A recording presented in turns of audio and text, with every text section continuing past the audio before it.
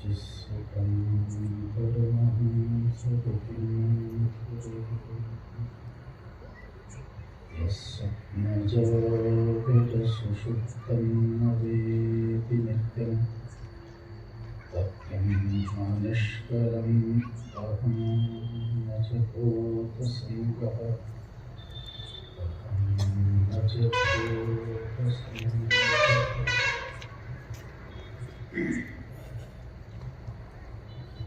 ಪ್ರಾತಸ್ಮರಣೀಯ ಪರಮ ಪೂಜ್ಯ ಸದ್ಗುರುಗಳ ಶ್ರೀಚರಣಗಳಿಗೆ ವಕ್ಷು ಲಲಾಟಂಗಳೆಂಬ ಅಷ್ಟಾಂಗಗಳಿಂದ ನೆಲಸೋಂಕುವಂತೆ ಪ್ರಣಿಪಾತನಾಗಿ ಅವರಿವರೆನ್ನದೇ ಅದ್ವೈತ ಸಾರ್ವಭೌಮ ಚಕ್ರವರ್ತಿ ಶ್ರೀಮದ್ ಜಗದ್ಗುರು ಸಿದ್ಧಾರೂಢ ಮಹಾಸ್ವಾಮಿಗಳನ್ನೇ ಮೊದಲು ಮಾಡಿಕೊಂಡು ಕಾರ್ಯಕ್ಕೆ ಕಾರಣೀಭೂತರಾದ ಮಹಾತಪಸ್ವಿ ಬ್ರಹ್ಮಲೀನ ರಾಮಾರೂಢ ಮಹಾಸ್ವಾಮಿಗಳ ಪರ್ಯಂತ ಆರೂಢ ಮಹಾಗುರು ಪರಂಪರೆಗೆ ಮನೋವಾಕ್ಕಾಯಗಳಿಂದ ನಮಸ್ಕರಿಸಿ ಬಸವಾದಿ ಪ್ರಮತರನ್ನು ಹೃದಯಾರೆ ಸ್ಮರಿಸಿಕೊಂಡು ಬ್ರಹ್ಮವೇದಿಕೆಯ ಮೇಲೆ ಉಪಸ್ಥಿತರಿದ್ದ ಎಲ್ಲ ಪೂಜ್ಯರಿಗೂ ಶಾಸ್ತ್ರೀಜಿಯವರಿಗೂ ಸಭಾಕಲ್ಪವೃಕ್ಷದ ಅಡಿಯಲ್ಲಿ ಸಮಾವೇಶಗೊಂಡಿರುವ ಸಮಸ್ತ ಶರಣರೇ ಶರಣೀಯರೇ ತಮ್ಮೆಲ್ಲರಿಗೂ ಮತ್ತೊಮ್ಮೆ ಅನೇಕ ಶರಣುಗಳನ್ನು ಸಲ್ಲಿಸಿ ಕಾರ್ಯಕ್ರಮದಲ್ಲಿ ಚಿಂತನೆಗಾಗಿರಿಸಿಕೊಂಡ ವಿಷಯದಲ್ಲಿ ಪ್ರವೇಶವಾಗೋಣ. ಹೆದರದೆ ಎದುರಿಸು ವಿಧಿಯ ನಿಯಮ.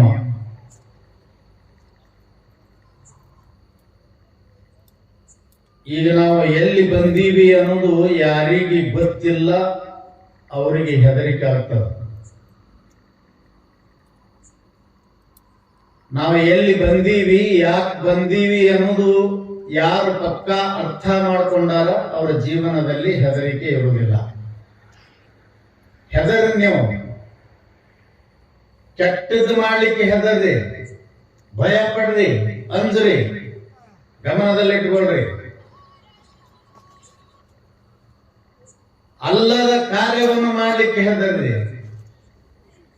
ಬೇಡಾದದ್ದನ್ನ ಮಾಡ್ಲಿಕ್ಕೆ ಹೆದರ್ರಿ, ನಮಗೂ ಮತ್ತೊಬ್ಬರಿಗೂ ಹಿತವಿಲ್ಲದಂತ ಅಹಿತಕರ ಘಟನೆಗಳನ್ನು ಎಸಗುವುದಕ್ಕಾಗಿ ಹೆದರ್ರಿ.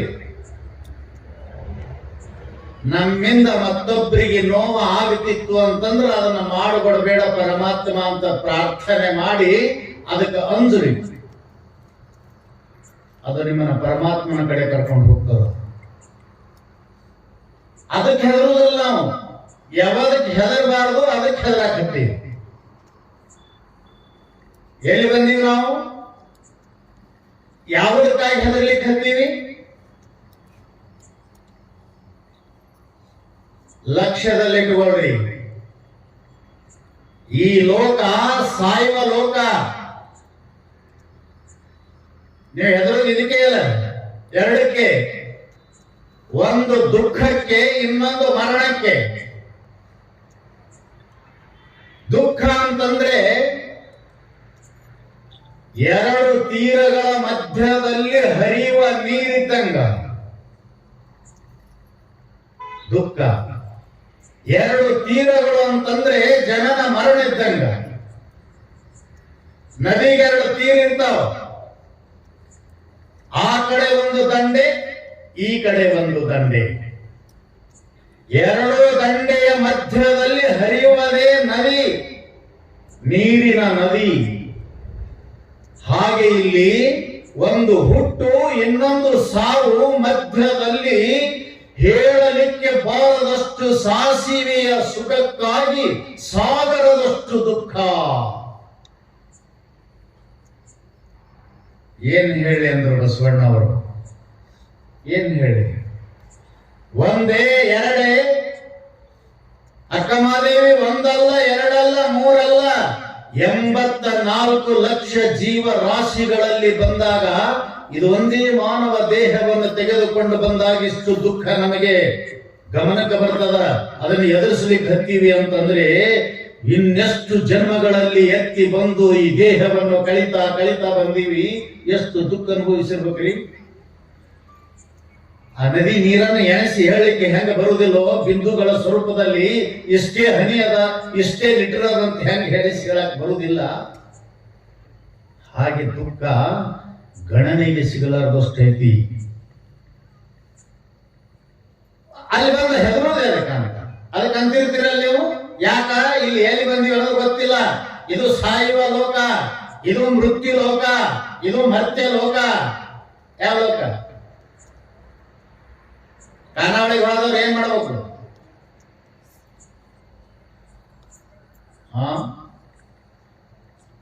ಭೋಜನಾಲಯಕ್ಕೆ ಹೋದವ್ರು ಏನ್ ಮಾಡ್ಬೇಕ್ರಿ? ಊಟನೇ ಮಾಡ್ಬೇಕು, ಏನ್ ಕಬಡ್ಡಿ ಆಡ್ಬೇಕು? ಭೋಜನಾಲಯಕ್ಕೆ ಹೋದ್ರೆ ಊಟ ಮಾಡ್ಬೇಕು, ಭೋಜನ ಮಾಡ್ಬೇಕು. ಔಷಧಾಲಯಕ್ಕೆ ಹೋದ್ರೆ ಏನ್ ಮಾಡ್ಬೇಕು? ಔಷಧ ತಿನ್ನಬೇಕು.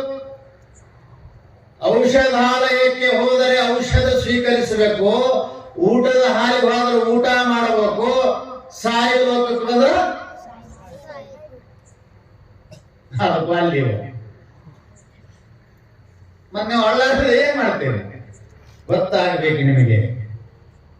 ಯಾವ ಸ್ಥಾನದಲ್ಲಿ ಬಂದು ಯಾವ ಸ್ಥಾನದಲ್ಲಿ ಏನು ನಡೀತದ ಅದಕ್ಕೆ ನಾವು ಹೊಂದಾಣಿಕೆಯಾಗಿ ಹೋಗೋದಿಲ್ಲ, ಅದನ್ನು ಸ್ವೀಕರಿಸೋದಿಲ್ಲ ನಾವು ಅಂತಂದ್ರೆ ಎಷ್ಟಿದೆ ಹೆಡ್ಡತನ. ಲಕ್ಷ್ಯದಲ್ಲಿ ಇಟ್ಕೊಳ್ರಿ, ಇದು ಮರ್ತ್ಯ ಲೋಕ, ಮೃತ್ಯು ಲೋಕ. ಹೆದರಬೇಡ್ರಿ. ಒಬ್ರು ಹೇಳಿದ್ರು, ನಾನು ಸಾವಿಗೆ ಹೆದರುವುದಿಲ್ಲ. ನೋಡು, ಯಾಕಂದ್ರೆ ಅದು ನನಗೆಂದೂ ಮೋಸ ಮಾಡೋದಿಲ್ಲ. ನಾ ಎಲ್ಲಿ ಅಲ್ಲಿ ಹುಡುಕೊಂಡು ಬರ್ತದ ನನ್ನ, ಅದಕ್ಕೆ ಅದು ಮೋಸ ಮಾಡೋದಿಲ್ಲ. ಸಾವು ಅದಕ್ಕೆ ಹೆದರುವುದಿಲ್ಲ ಅಂದ ಒಬ್ಬ ಪುಣ್ಯಾತ್ಮ. ನೀವು ಆಸ್ಪತ್ರೆಗೆ ಹೋಗಿ ಕಾಟದ ಕೆಳಗೆ ಮಲ್ಕೊಂಡು ಬಿಡ್ತಾನ, ಅವನ್ ಬರ್ತದೆ ಎನ್ನಪ್ಪ. ಅವಾಗ ಎನ್ನಪ್ಪ ಅಂದ್ರೆ ಯಾರು?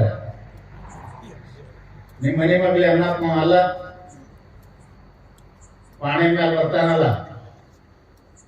ನೀವು ಎಲ್ಲಿ ಹುಟ್ಟಿರಿ ಅಲ್ಲೇ ಸಾಯ್ತೀರಿ. ಪ್ರತಿಯೊಬ್ಬರು ಸಿಜರಿನ್, ಪ್ರತಿಯೊಬ್ಬರು ಆಸ್ಪತ್ರೆ ನಿಮ್ಮ ಜನನ. ಅದಕ್ಕೆ ಅವ ಹೋಗಿ ಎಲ್ಲಿ ಕುಂತಾನಂದ್ರೆ ಈ ಆಸಾಮಿಗಳು ಎಲ್ಲಿ ಹುಟ್ಟ್ಯಾವ ಅಲ್ಲೇ ಬರ್ತಾವಂತ. ನೀವು ಅಡ್ಮಿಟ್ ಆದ ಕಾಟದ ಕೆಳಗೇನೆ ಯವನಪ್ಪಿರ್ತಾನ, ಬಿಡುದಿಲ್ಲ ನಿಮಗೆ. ಸಾಯುವ ಲೋಕಕ್ಕೆ ಬಂದು ಸಾಯುದಿಲ್ಲ ಅಂದ್ರೆ ಹೆಂಗ್ರಿ?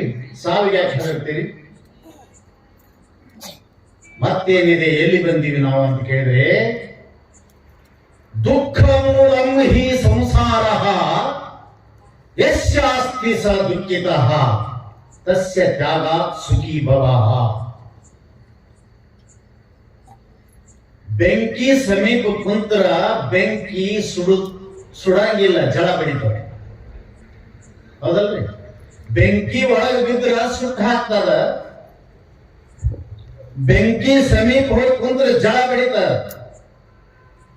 ಹಾಗೆ ಅಗ್ನಿ ಸ್ವರೂಪವಾದ ಈ ಸಂಸಾರ, ಬೆಂಕಿ ಸ್ವರೂಪವಾದ ಸಂಸಾರ, ಕರೆಂಟ್ ಇದ್ದಂಗೆ ಇದು ಸಂಸಾರ.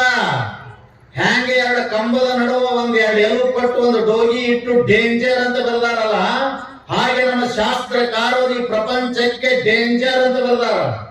ಹ್ಯಾಗ ಕರೆಂಟ್ ಅನ್ನು ಸರಿಯಾಗಿ ಯೂಸ್ ಮಾಡಕ್ ಬರ್ಲಿಲ್ಲ ಅಂದ್ರ ಶಾರ್ಟ್ ಹೊಡೆಸ್ಕೊಂಡು ಸಾಯ್ತೀಯೋ, ಹಾಗೆ ಈ ಪ್ರಪಂಚ ಕರೆಂಟದ ಪವರ್ ಅದ.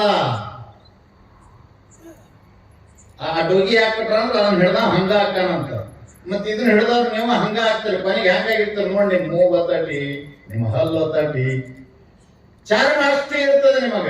ಆದ್ರೆ ಸೇಮ್ ಟು ಸೇಮ್ ಆ ಡೋಗಿಂಗೆ ಕಾಣ್ತಿರ್ತೀರಿ. ಯಾಕೆ ಹಿಡಿದು ಜಗ್ಗಿಯೋದಿಲ್ಲ ನಿಮಗೆ, ತಗೊಂಡದಿಲ್ಲ, ರಸ ಹಿರಿಯೋದಿಲ್ಲ. ಇಲ್ಲ ನೋಡ್ಕೋರಿ, ಗಂಡಾಗ ಹೋಗಿ ಹಂಗೆ ಪರಿಸ್ಥಿತಿ.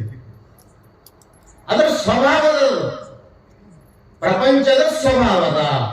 ಅದಕ್ಕೆ ಅವ್ರು ಹೇಳಿದ್ರು, ಸಾಯುವ ಲೋಕದಲ್ಲಿ ಬಂದು ಸಾವಿಗೆ ಹೆದರಬೇಡ, ದುಃಖಕ್ಕೆ ಮೂಲ ಅಂದ್ರೆ ಬೀಜ, ಬೀಜ ಅಂದ್ರೆ ಕಾರಣ, ಇಡೀ ದುಃಖದ ಕಾರಣ ಅಂದ್ರೆ ಸಂಸಾರದ. ನಿಮಗೆ ಹೆಂಗದ ಗೊತ್ತಿಲ್ಲ, ನಮ್ಗೆ ಶಾಸ್ತ್ರದಾಗ ಬರ್ತಾರ ಹೇಳಿರಿ. ನಿಮ್ಗೆ ಸ್ವತಃ ಕಂಡು ಸುಖ ಇದ್ದಿರ್ಬೇಕು, ನಾವೇ ಮಾಡೋಣ ತಗೊಂಡು ತಿನ್ರಿ, ಕುಂದ್ರಿ ಅದ್ರ ಮುಂದ, ಬೇಡ ಅನ್ನೋದಿಲ್ಲ. ಬರ್ತಾರೆ ಹಿಂಗ ಅವ್ರು. ನಿಮಗೂ ಗೊತ್ತದ, ಯಾರು ಹೇಳ್ತೀರಿ? ಬಸವಣ್ಣನ ಮಗನ ಕೈ ಇಟ್ಟು ಹೊಡೆಸ್ಕೊಂಡು ಕೂತ್ಮೇಲೆ ಸುಮ್ ಕುಂದ್ರದು, ಯಾರಿಗೆ ಹೇಳೋದು? ಹೊಡೆದ ಸಾಕಷ್ಟು ಶಾಕ್ ಪಡ್ತದ, ನಿಮಗೆ ಹೇಳಾಕ್ ಬರುದಿಲ್ಲ, ಏನು ಮಾಡಾಕ್ ಬರುದಿಲ್ಲ. ಸಿಕ್ಕೊಂಡ್ ಬಿಟ್ಟಿದೆ ಅರ್ಥ, ಆ ಕಡೆ ಹೋಗಾಕ್ ಬರುದಿಲ್ಲ, ಈ ಕಡೆ ಹೋಗಾಕ್ ಬರುದಿಲ್ಲ. ಅದಕ್ಕೆ ಅವ್ರು ಹೇಳಿದ್ರು, ದುಃಖಕ್ಕೆ ಮೂಲವಾದ ಸಂಸಾರದಲ್ಲಿನೇ ಬಂದು ಬಿದ್ದೀನಿ ಅಂತಂದ್ರೆ ದುಃಖಕ್ಕೆ ಯಾಕೆ ಹೆದರೋದು? ಸಾಯುವ ಲೋಕದಲ್ಲಿನೇ ಬಂದೀನಿ ಅಂದ್ರೆ ಸಾವಿಗೆ ಯಾಕೆ ಹೆದರೋದು? ದುಃಖಕ್ಕೂ ಆಹ್ವಾನ ಕೊಡ್ರಿ, ಮರಣಕ್ಕೂ ಆಹ್ವಾನ ಕೊಡ್ರಿ, ಧೈರ್ಯವಾಗಿರ್ರಿ. ಬರಬಾರದಿತ್ತಪ್ಪ ನಾಮದಲ, ತಿಳಿಲಾರ್ಕ ಬಂದೇನೋ ಭವಕೀಲ, ಈಸಿನ ತಡ್ಕೊಂಡೆ ಶಂಭೋ, ಸನಿಯಕ ಬರುವಲ್ದು ಅಚಿದಂಡೆ, ಇಚಿದಂಡ್ಯಾಗೈತಪ್ಪ ಬಾಳ್ಹುದಲ, ಅಚಿದಂಡ್ಯಾಗೈತಪ್ಪ ಬಾಳ್ಗದಲ, ತಿಳಿಲಾರ್ಕ ಬಂದೇನೋ ಭವಕೀಲ. ಮೊದಲೇ ಬರಬಾರ್ದು ಅನಿಸ್ತಿದ್ದೆ ಅಂತ ಬಂದಿರ್ಲಿ, ಏನೋ ಈಸು ಭಾಳ ಡೇಂಜರ್ ರೀ. ಆ ಸಂಸಾರ ಸಾಗರ, ನೀರಿನ ಸಾಗರ. ನೀರಿನ ಬಿದ್ದವ ಯಾವ ಧೈರ್ಯ ಇರ್ತಾನ ಅವನೇ ತೀರ ಮುಟ್ಟಾವ. ನಿಮ್ಗೆ ಹೇಳ್ತೇನೆ, ನಾನು ಸುಮ್ಮನೆ ಹೇಳ್ತೀನಿ, ನಿಮ್ಗೆ ಕೈಗಂಟು ಹಾಕಿ ನಿಮ್ಗ ನಮಗೆ ಏನ್ ಇದುವಾದ ಜಲರಾಶಿ ಒಳಗ ಸೆಳವಿನಿಂದ ಕೂಡಿದ ನದಿಯೊಳಗ ಬಿದ್ದ ಮನುಷ್ಯ ಸ್ವಲ್ಪ ಗಾಬರಿ ಆದ ಅಂದ್ರೆ ಅವ ಬೇಕಾದಂತ ಶಪಥ ಮಾಡಿ ಅವ ಬೆಟ್ಟ ಕಟ್ಟಿ ಈಜಾಗಿದ್ರು ಕೂಡ ನುಂಗಿ ಹಾಕ್ತದ ನೀರ. ಧೈರ್ಯ ಬಿಟ್ಟು ನಂದು ಬಿದ್ದು ನೋಡ್ರಿ, ಹೋಗಿ ನಾ ದಂಡೆಗೆ ನಿಂದಿರ್ತೇನೆ, ನಾನ ಕರ್ಕೊಂಡಿದ್ದೀನಿ ನೋಡ್ರಿ ಹೆಂಗ ಈಜು ಬರ್ತದ. ಈಜುತನ ಎಲ್ಲ ಐತಿ ಅವಾಗ, ಆದ್ರೂ ಕೂಡ ನೀರಿನಲ್ಲಿ ಧೈರ್ಯ ಕಳ್ಕೊಂಡ ಅಂದ್ರ ಆ ವ್ಯಕ್ತಿ ತೀರ ಮುಟ್ಲಕ್ ಸಾಧ್ಯ ಇಲ್ಲ. ಕೈ ಸೋಲ್ತವ, ನೆಲಕ್ಕೆ ಬೀಳ್ತಾನ, ಅಲ್ಲೇ ನೀರೊಳಗೆ ಮುಳುಗಿ ಹೋಗ್ತಾನ, ಸತ್ತು ಹೋಗ್ತಾನ. ಹಾಗೆ ಈಸಿನ ದಡ್ಕೊಂಡೆ ಅಂತ ಹೆದರಿ ಈ ಸಂಸಾರದ ದುಃಖಕ್ಕೆ, ಮರಣದ ದುಃಖಕ್ಕೆ ಹೆದರಿ ಕೈ ಸೋತು ಅಂದ್ರ ಸತ್ತು ಹೋಗ್ತೀರಿ, ಜನ್ಮ ಹಾಳಾಗಿ ಹೋಗ್ತದ, ಮತ್ತೆ ಈ ಜನ್ಮ ಬರ್ತದ ಅನ್ನೋದು ಗ್ಯಾರಂಟಿ ಇಲ್ಲ. ನೋ ಗ್ಯಾರಂಟಿ, ಎಲ್ಲ ಗ್ಯಾರಂಟಿ ಅದ, ಈ ಜನ್ಮ ಬರೋದು ಗ್ಯಾರಂಟಿ ಇಲ್ಲ. ವ್ಯರ್ಥ ಮಾಡ್ಕೋಬೇಡ, ಅಕಾಲ ಮೃತ್ಯುವಿಗೆ ತುತ್ತಾಗಬೇಡ, ವ್ಯರ್ಥ ಜೀವನವನ್ನು ಹಾಳು ಮಾಡ್ಕೋಬೇಡ, ಧೈರ್ಯವಾಗಿರುವ ಇಲ್ಲಿ ಅಂತ. ಸಾವು ಬಂದ್ರೆ ಎದುರಿಸು, ದುಃಖ ಬಂದ್ರೆ ಎದುರಿಸಬೇಕು. ಅಧೈರ್ಯವನ್ನ ಧೈರ್ಯದಿಂದ ಎದುರಿಸಬೇಕು. ಏನ್ರಿ? ಕತ್ತಲೆಯನ್ನು ಕತ್ತಲೆಯಿಂದ ಎದುರಿಸಲು, ನಾಶಿಸಲು, ನಿವೃತ್ತಿಸಲು ಹೋದರೆ ಕಗ್ಗತ್ತಲೆ. ಕತ್ಲಕ್ಕೆ ಹೆದರುವುದಿಲ್ಲ, ಕಗ್ಗತ್ತಲಾಗ್ತದ, ಮತ್ತಿಷ್ಟು ಗಾಢ ಆಗ್ತದ ಅಂಧಕಾರ. ಕತ್ತಲೆಯಿಂದ ಹೋಗುವುದಿಲ್ಲ, ಗಾಢ ಅಂಧಕಾರ ಆಗ್ತದ. ಕತ್ತಲೆಯನ್ನು ಬೆಳಕಿನಿಂದ ಹೆದರಿಸಬೇಕು. ಅಧೈರ್ಯ ಆಯಿತು ಅಂದ್ರೆ ಮತ್ತಿಷ್ಟು ಭವ, ಮೂಲಕ್ಕೆ ಕಾರಣವಾದ ಮಹಾಗಾಢಂಧಕಾರದ ಹಾಗೆ ಮತ್ತ ಅಧೈರ್ಯ ಗಟ್ಟಿ ಆಗ್ತದಂತ. ಅಧೈರ್ಯವನ್ನು ಧೈರ್ಯದಿಂದ, ಕತ್ತಲೆಯನ್ನು ಬೆಳಕಿನಿಂದ ಹೆದರಿಸಿ ಮುಂದೆ ಸಾಗಿದ್ರೆ ಗುರಿ ಮುಟ್ಟುತ್ತಿ ಅಂತ. ಯಾಕೆ ಇಷ್ಟ ಹೇಳ್ತಾರ ಅವರು ಅಂತ ಕೇಳಿದ್ರೆ, ಏನೇನ್ ಕೆಲಸ ಬಾಳ ಅದಾವೇನ? ಮತ್ತೆ ಇವಕ್ಕೆಲ್ಲ ಎಲ್ಲಿ ಉಳ್ಕೊಂಡ್ರೆ ನಡುವೆ ಸಾಹಿತ್ಯ ಅಲ್ಲೇ ಉಳಿತಾವ. ಕೆಲಸ ಬಾಳ ಅದಾವ ಅಂದ್ರೆ ಪಡಸಲೆ ಹಾಕ್ಸೋದು, ಆ ಕೂಲಿ ಕಟ್ಟೋದು, ಹೊಲ ಹಿಡಿದು ಅಲ್ಲಪ್ಪ ಯಪ್ಪ, ನಿಮ್ಮ ಅವೇ ಕೆಲಸ ಮತ್ತೇನು? ಅದಕ್ಕೆ ಹೆಣ್ಮಕ್ಳು ಅಳ್ತಿರ್ತಾರ ಅವ್ರು, ನಿಮ್ ಗಾಡಿ ಕುಂದಿರ್ಸಿ ಬಹಳ ಚಂದ ಎಲ್ಲ ಮಾಡಿದೆ ನಾನು ಗುರುವೇ, ಈ ಪಡಸಲೆ ಹಾಕ್ಲಾರ್ದೆ ಹಂಗೆ ಹೊಂಟ್ಯೋ ನನ್ನಪ್ಪ. ನಿಮ್ ಕೊಟ್ಟು ನೋಡು ಪ್ರಶಸ್ತಿ ಇದೆ. ಸಾಹಿತ್ಯನ ದುಡಿದ್ರು ಕೊನೆಗೆ ಹೋಗಕ್ ಗಾಡಿ ಕುಂದಿರ್ಸಿ ಎಲ್ಲ ಮಾಡಿದ್ವಿ, ಇದೊಂದು ಉಳಿತು. ಏನ್ ಮಾಡಿದ್ರು ಒಂದು ಉಳಿತತ್ ನಿಮ್ಗೆ ಕೊಡೋರು ಅವರೇ ಸರ್ಟಿಫಿಕೇಟ್. ಇದು ಅಲ್ಲ ನೀನು ಮುಗಿಸುವುದು. ಯಾವುದು ನಿನ್ನ ಕೆಲಸ ಇನ್ನೂ ಬಹಳ ಅದಾವ ಅಂದ್ರೆ ಯಾವುದು ಅಂತ ಕೇಳಿದ್ರೆ ಯಾಕಂದಿನಿ, ಮಾಯೆಯನ್ನು ಮೀರಿ ಭವವನ್ನು ಗೆಲ್ಲುವನೆಂಬ ಸಮುದಾಯದ ಅಧಿಕಾರ ಎನ್ನದು ಅದನ್ನು ಮರೆತನು.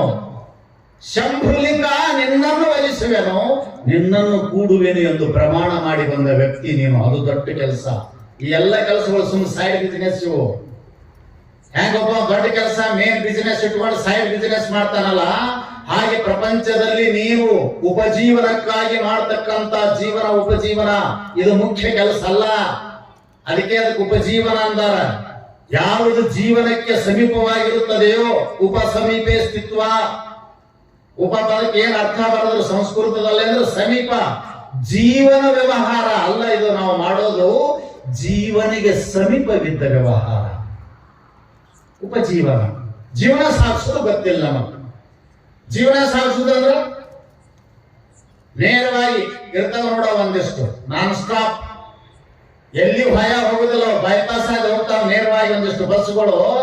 ಹಾಗೆ ಜೀವನ ಅಂತಂದ್ರೆ ಯಾರು ಡೈರೆಕ್ಟ್ ಆಗಿ ಪರಮಾರ್ಥದ ಮಾರ್ಗದಲ್ಲಿ ತನ್ನನ್ನು ತೊಡಗಿಸಿಕೊಂಡು ಆಯುಷ್ಯ ಪರ್ಯಂತ ಅವನ್ನೇ ಮಾಡ್ತಾನೋ ಅದಕ್ಕೆ ಜೀವನ ಸಾಗಿಸಿದಂಗ ಅಂತ ಕರೆದರು. ಇದಕ್ಕ ಉಪಜೀವನ ಸಾಗಿಸಿದಂಗೆ. ಕೇವಲ ನಿನ್ ಕೆಲಸ ಬಹಳ ಅದಾವ ಅಂದ್ರೆ ಈ ಕೆಲಸ ಅಲ್ಲ, ಭಗವತ್ ಸಾಕ್ಷಾತ್ಕಾರದ ಕೆಲಸ ಅದ.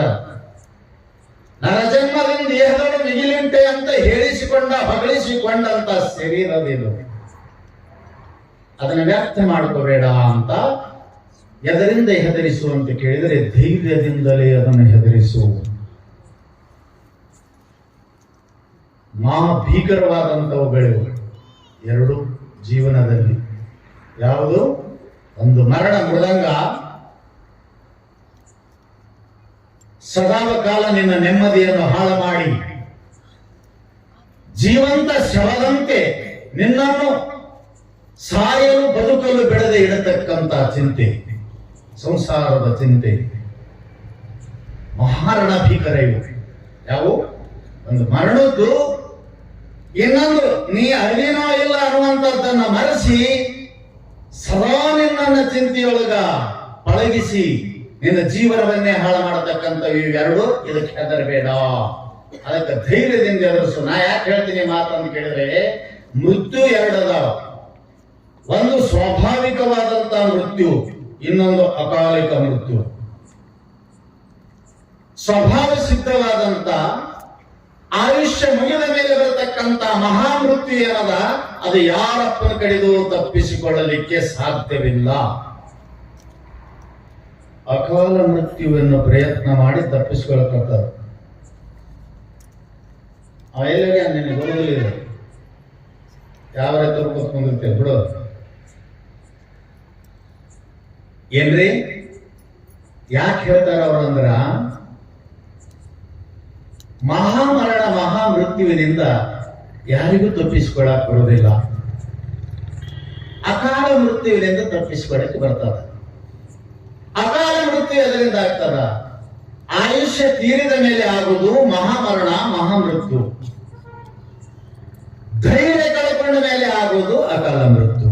ಲಕ್ಷ ಕೊಡ್ಕೊಂಡ್ರಿ ಏನ್ರಿ? ಅಕಾಲ ಮೃತ್ಯು ಮನುಷ್ಯ ಧೈರ್ಯ ಗೆಟ್ಟ ಅಂದ್ರೆ ವಿಧಿವಶ ಆಗ್ತಾನ, ಮಾಡುವುದು ಅಲ್ಲಿಗೆ ನಿಂತು ಬಿಡ್ತದ. ಅದರ ಒಳಗೆ ಸಿಗಬೇಡ ಅಂತ ಅಧೈರ್ಯದಿಂದ ಕೂಡಿಕೊಂಡು ಇನ್ನೂ ಬದುಕಬೇಕಾದಂತ ನಿನ್ನ ಜೀವನವನ್ನ ವ್ಯರ್ಥ ಹಾಳು ಮಾಡಿಕೊಳ್ಬೇಡ. ಆ ಅಧೈರ್ಯ, ಆ ಚಿಂತೆ ನಿನ್ನನ್ನೇನ್ ಮಾಡ್ತದ ಅಂತ ಕೇಳಿದ್ರೆ ಸಾಯಿಸಿಬಿಡ್ತದ. ಅದಕ್ಕೆ ಹೆದರಬೇಡ, ಎದುರಿಸೋಗಳನ್ನ ಗಟ್ಟಿ ಆಗ್ಬೇಕು. ಒಬ್ಬ ಹುಡುಗ ದುಡಿತಿದ್ದ. ಧೈರ್ಯದಿಂದ ಅಧೈರ್ಯವನ್ನು ಎದುರಿಸಬೇಕು, ಬೆಳಕಿನಿಂದ ಕತ್ತಲೆಯನ್ನು ಹೊಡೆದೋಡಿಸುವಂತೆ. ಎಲ್ಲ ಸಾಧನೆ ಮಾಡ್ಲಿಕ್ಕೆ ಬರ್ತದ. ಅದಿದ್ರೆ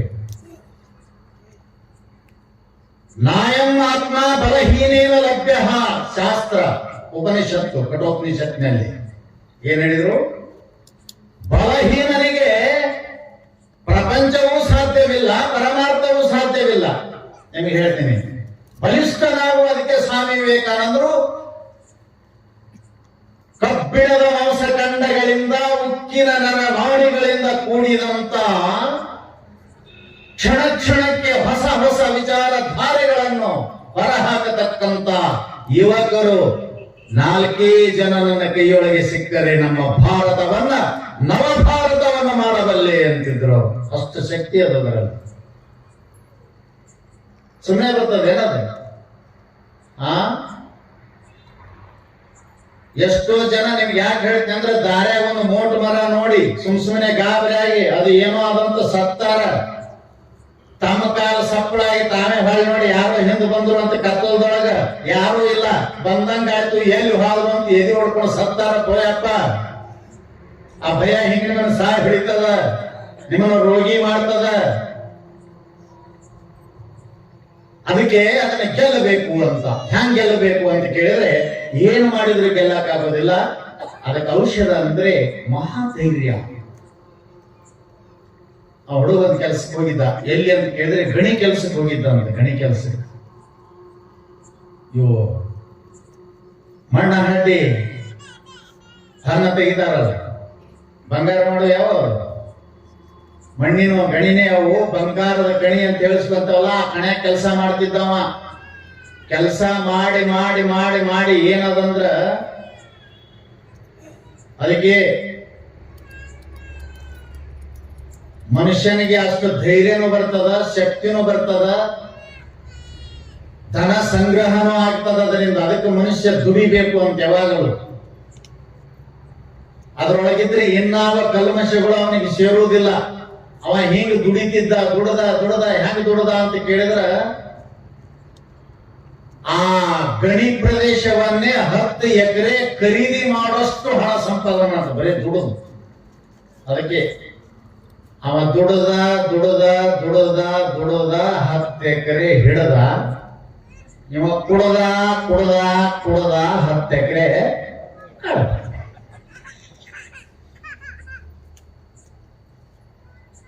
ಹಂಗೈತಿ. ನೋಡ್ರಿ ಹೆಂಗದಾವೆ. ಇನ್ನೊಬ್ಬರು ಯಾರೋ ಹೇಳಿದ್ರು 40 ವರ್ಷ ಬಾಮ್ಮ ಅಂತ ದಿನ ಸಾಯ್ತ, ಬರೀ 35-40 ವರ್ಷದ್ದು. ಇದನ್ನು ಮಾಡಿ ಆಲಸ್ಯಂ ಹಿ ಮನುಷ್ಯಾಣಾಂ ಶರೀರಸ್ಥೋ ಮಹಾನ್ ರಿಪುಹು. ನೀವು ಧೈರ್ಯದಿಂದ ಇರಬೇಕಾಗಿತ್ತು, ಶಕ್ತಿವಾನ್ ಇರಬೇಕಾಗಿತ್ತು. ಸ್ವಾಮಿ ವಿವೇಕಾನಂದರು ಹೇಳಿದ ಹಾಗೆ ಕಬ್ಬಿಣದ ಮಾಂಸಖಂಡ, ಉಕ್ಕಿನ ನರನಾಡಿಗಳ ಹಾಗೆ ನಿಮ್ಮ ಶರೀರ ಇರಬೇಕಾಗಿತ್ತಂದ್ರೆ ಯಾವಾಗಲೂ ಗಾಡಿ ಇದು ಚಲ್ತಿಯಲ್ಲಿ ಇರಬೇಕು, ದುಡಿಬೇಕು, ಇದು ಕೆಲಸದಲ್ಲಿ ತೊಡಗಿಸ್ಬೇಕು. ಏನೋ ಅದು ಇರ್ಲಿಲ್ಲ ಅಂದ್ರೆ ಏನಾಗ್ತದೆ ಅಂತ ಹೇಳಿದ್ರು ಅವರು.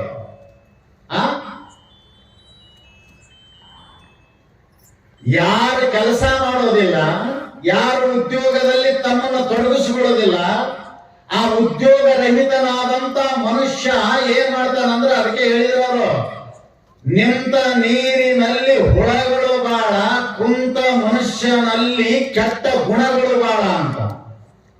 ಇವ ತಾನು ಕುಂತು ಕೇಳ್ತಾನ, ಮತ್ತೊಬ್ರು ಮನಿ ಹಾಳು ಮಾಡ್ತಕ್ಕಂತ ಕೆಟ್ಟ ಆಲೋಚನೆಗಳು ಬರ್ತಾವಂತ. ಅದಕ್ಕೆ ಎಂಟಿ mind is devil workshop.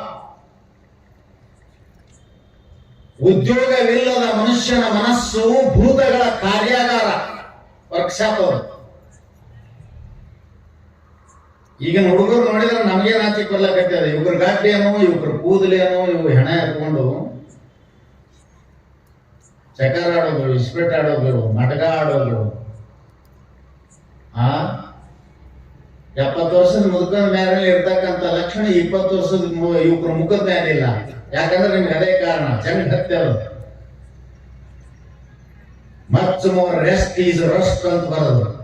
ಅತಿಯಾದಂತ rest ಅಂತ ಏನ ಕರಿತೀರಲ್ಲ, ರಸ್ಟ್ ತುಕ್ಕದು. ಹೆಂಗೆ ಕೆಬ್ಬಣ. ಅದಕ್ಕೆ ಸ್ವಾಮಿ ವಿವೇಕಾನಂದ ಹೇಳಿದ್ರು, ಒಂದು ಕಬ್ಬಿಣದ ತುಕಡಿಗಳದಾವಂತ 2. ಅವುಗಳ ಸ್ವಭಾವ ಕೊಳೆಯೋದು, ಅವುಗಳ ಸ್ವಭಾವ ಸವೆಯೋದು. ಕೆಬ್ಬಣದ ಕೆಲಸ ಏನು? ಕಬ್ಬಿಣದ ಕೆಲಸ. ಸ್ವಾಮಿ ವಿವೇಕಾನಂದರು ಹೇಳ್ತಾ ಇದ್ದಾರೆ, ಕಬ್ಬಿಣದ ಸ್ವಭಾವ ಏನಂದ್ರ ಕೊಳಿತದ ಇಲ್ಲ ಸವಿತದ.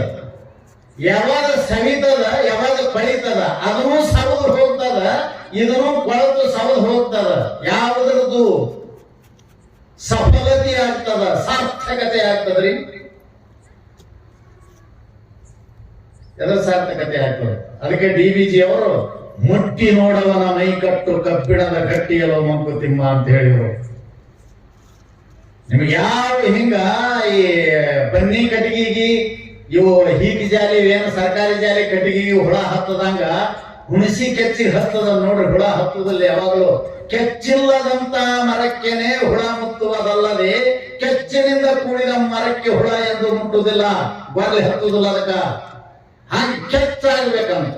ಆ ಕೆಚ್ಚಾಗ್ಬೇಕಾದ್ರೆ ನೀನು ಉದ್ಯೋಗದಲ್ಲಿ ತೊಡಗಿಸಬೇಕು. ಅದಕ್ಕೆ ಹೇಳಿದರು, ಒಂದು ಭೂಮಿಯಲ್ಲಿ ಬಿದ್ದ ಕಬ್ಬಿಣದ ತುಂಡು ಇನ್ನೊಂದು ರೈತನ ನೇಗಿಲಿಗೆ ಹಚ್ಚಿದ ಕಬ್ಬಿಣದ ತುಂಡು. ಅದನ್ನೂ ಸವಿತದ, ಅದನ್ನೂ ಸವಿತದ.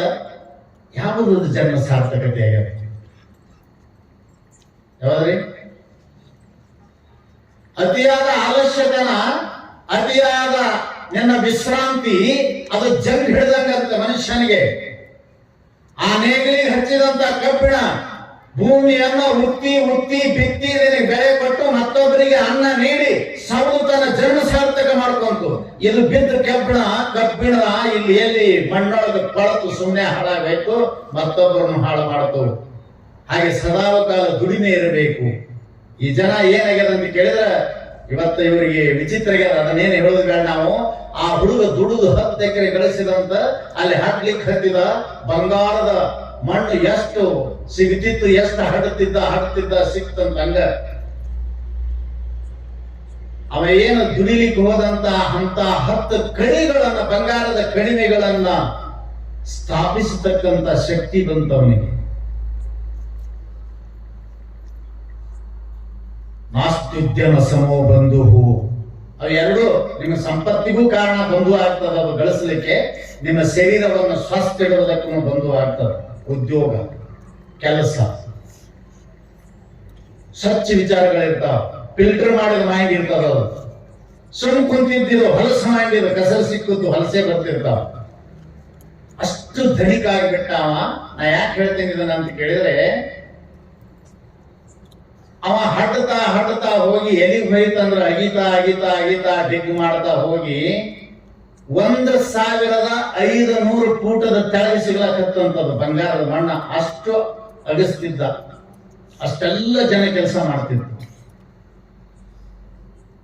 ಅಷ್ಟೆಲ್ಲ ಜನ ಕೆಲಸ ಮಾಡುವಾಗ ಒಂದ್ಸಲ ಅವ ಬಂದು ನೋಡ್ಬೇಕು ಏನ್ ಮಾಡ್ತಾರ ಅಂತ ಹೇಳಿ ಅದನ್ನ ನೋಡ್ಲಿಕ್ಕೆ ಬಂದ ಅವಾಗ ಅಲ್ಲಿ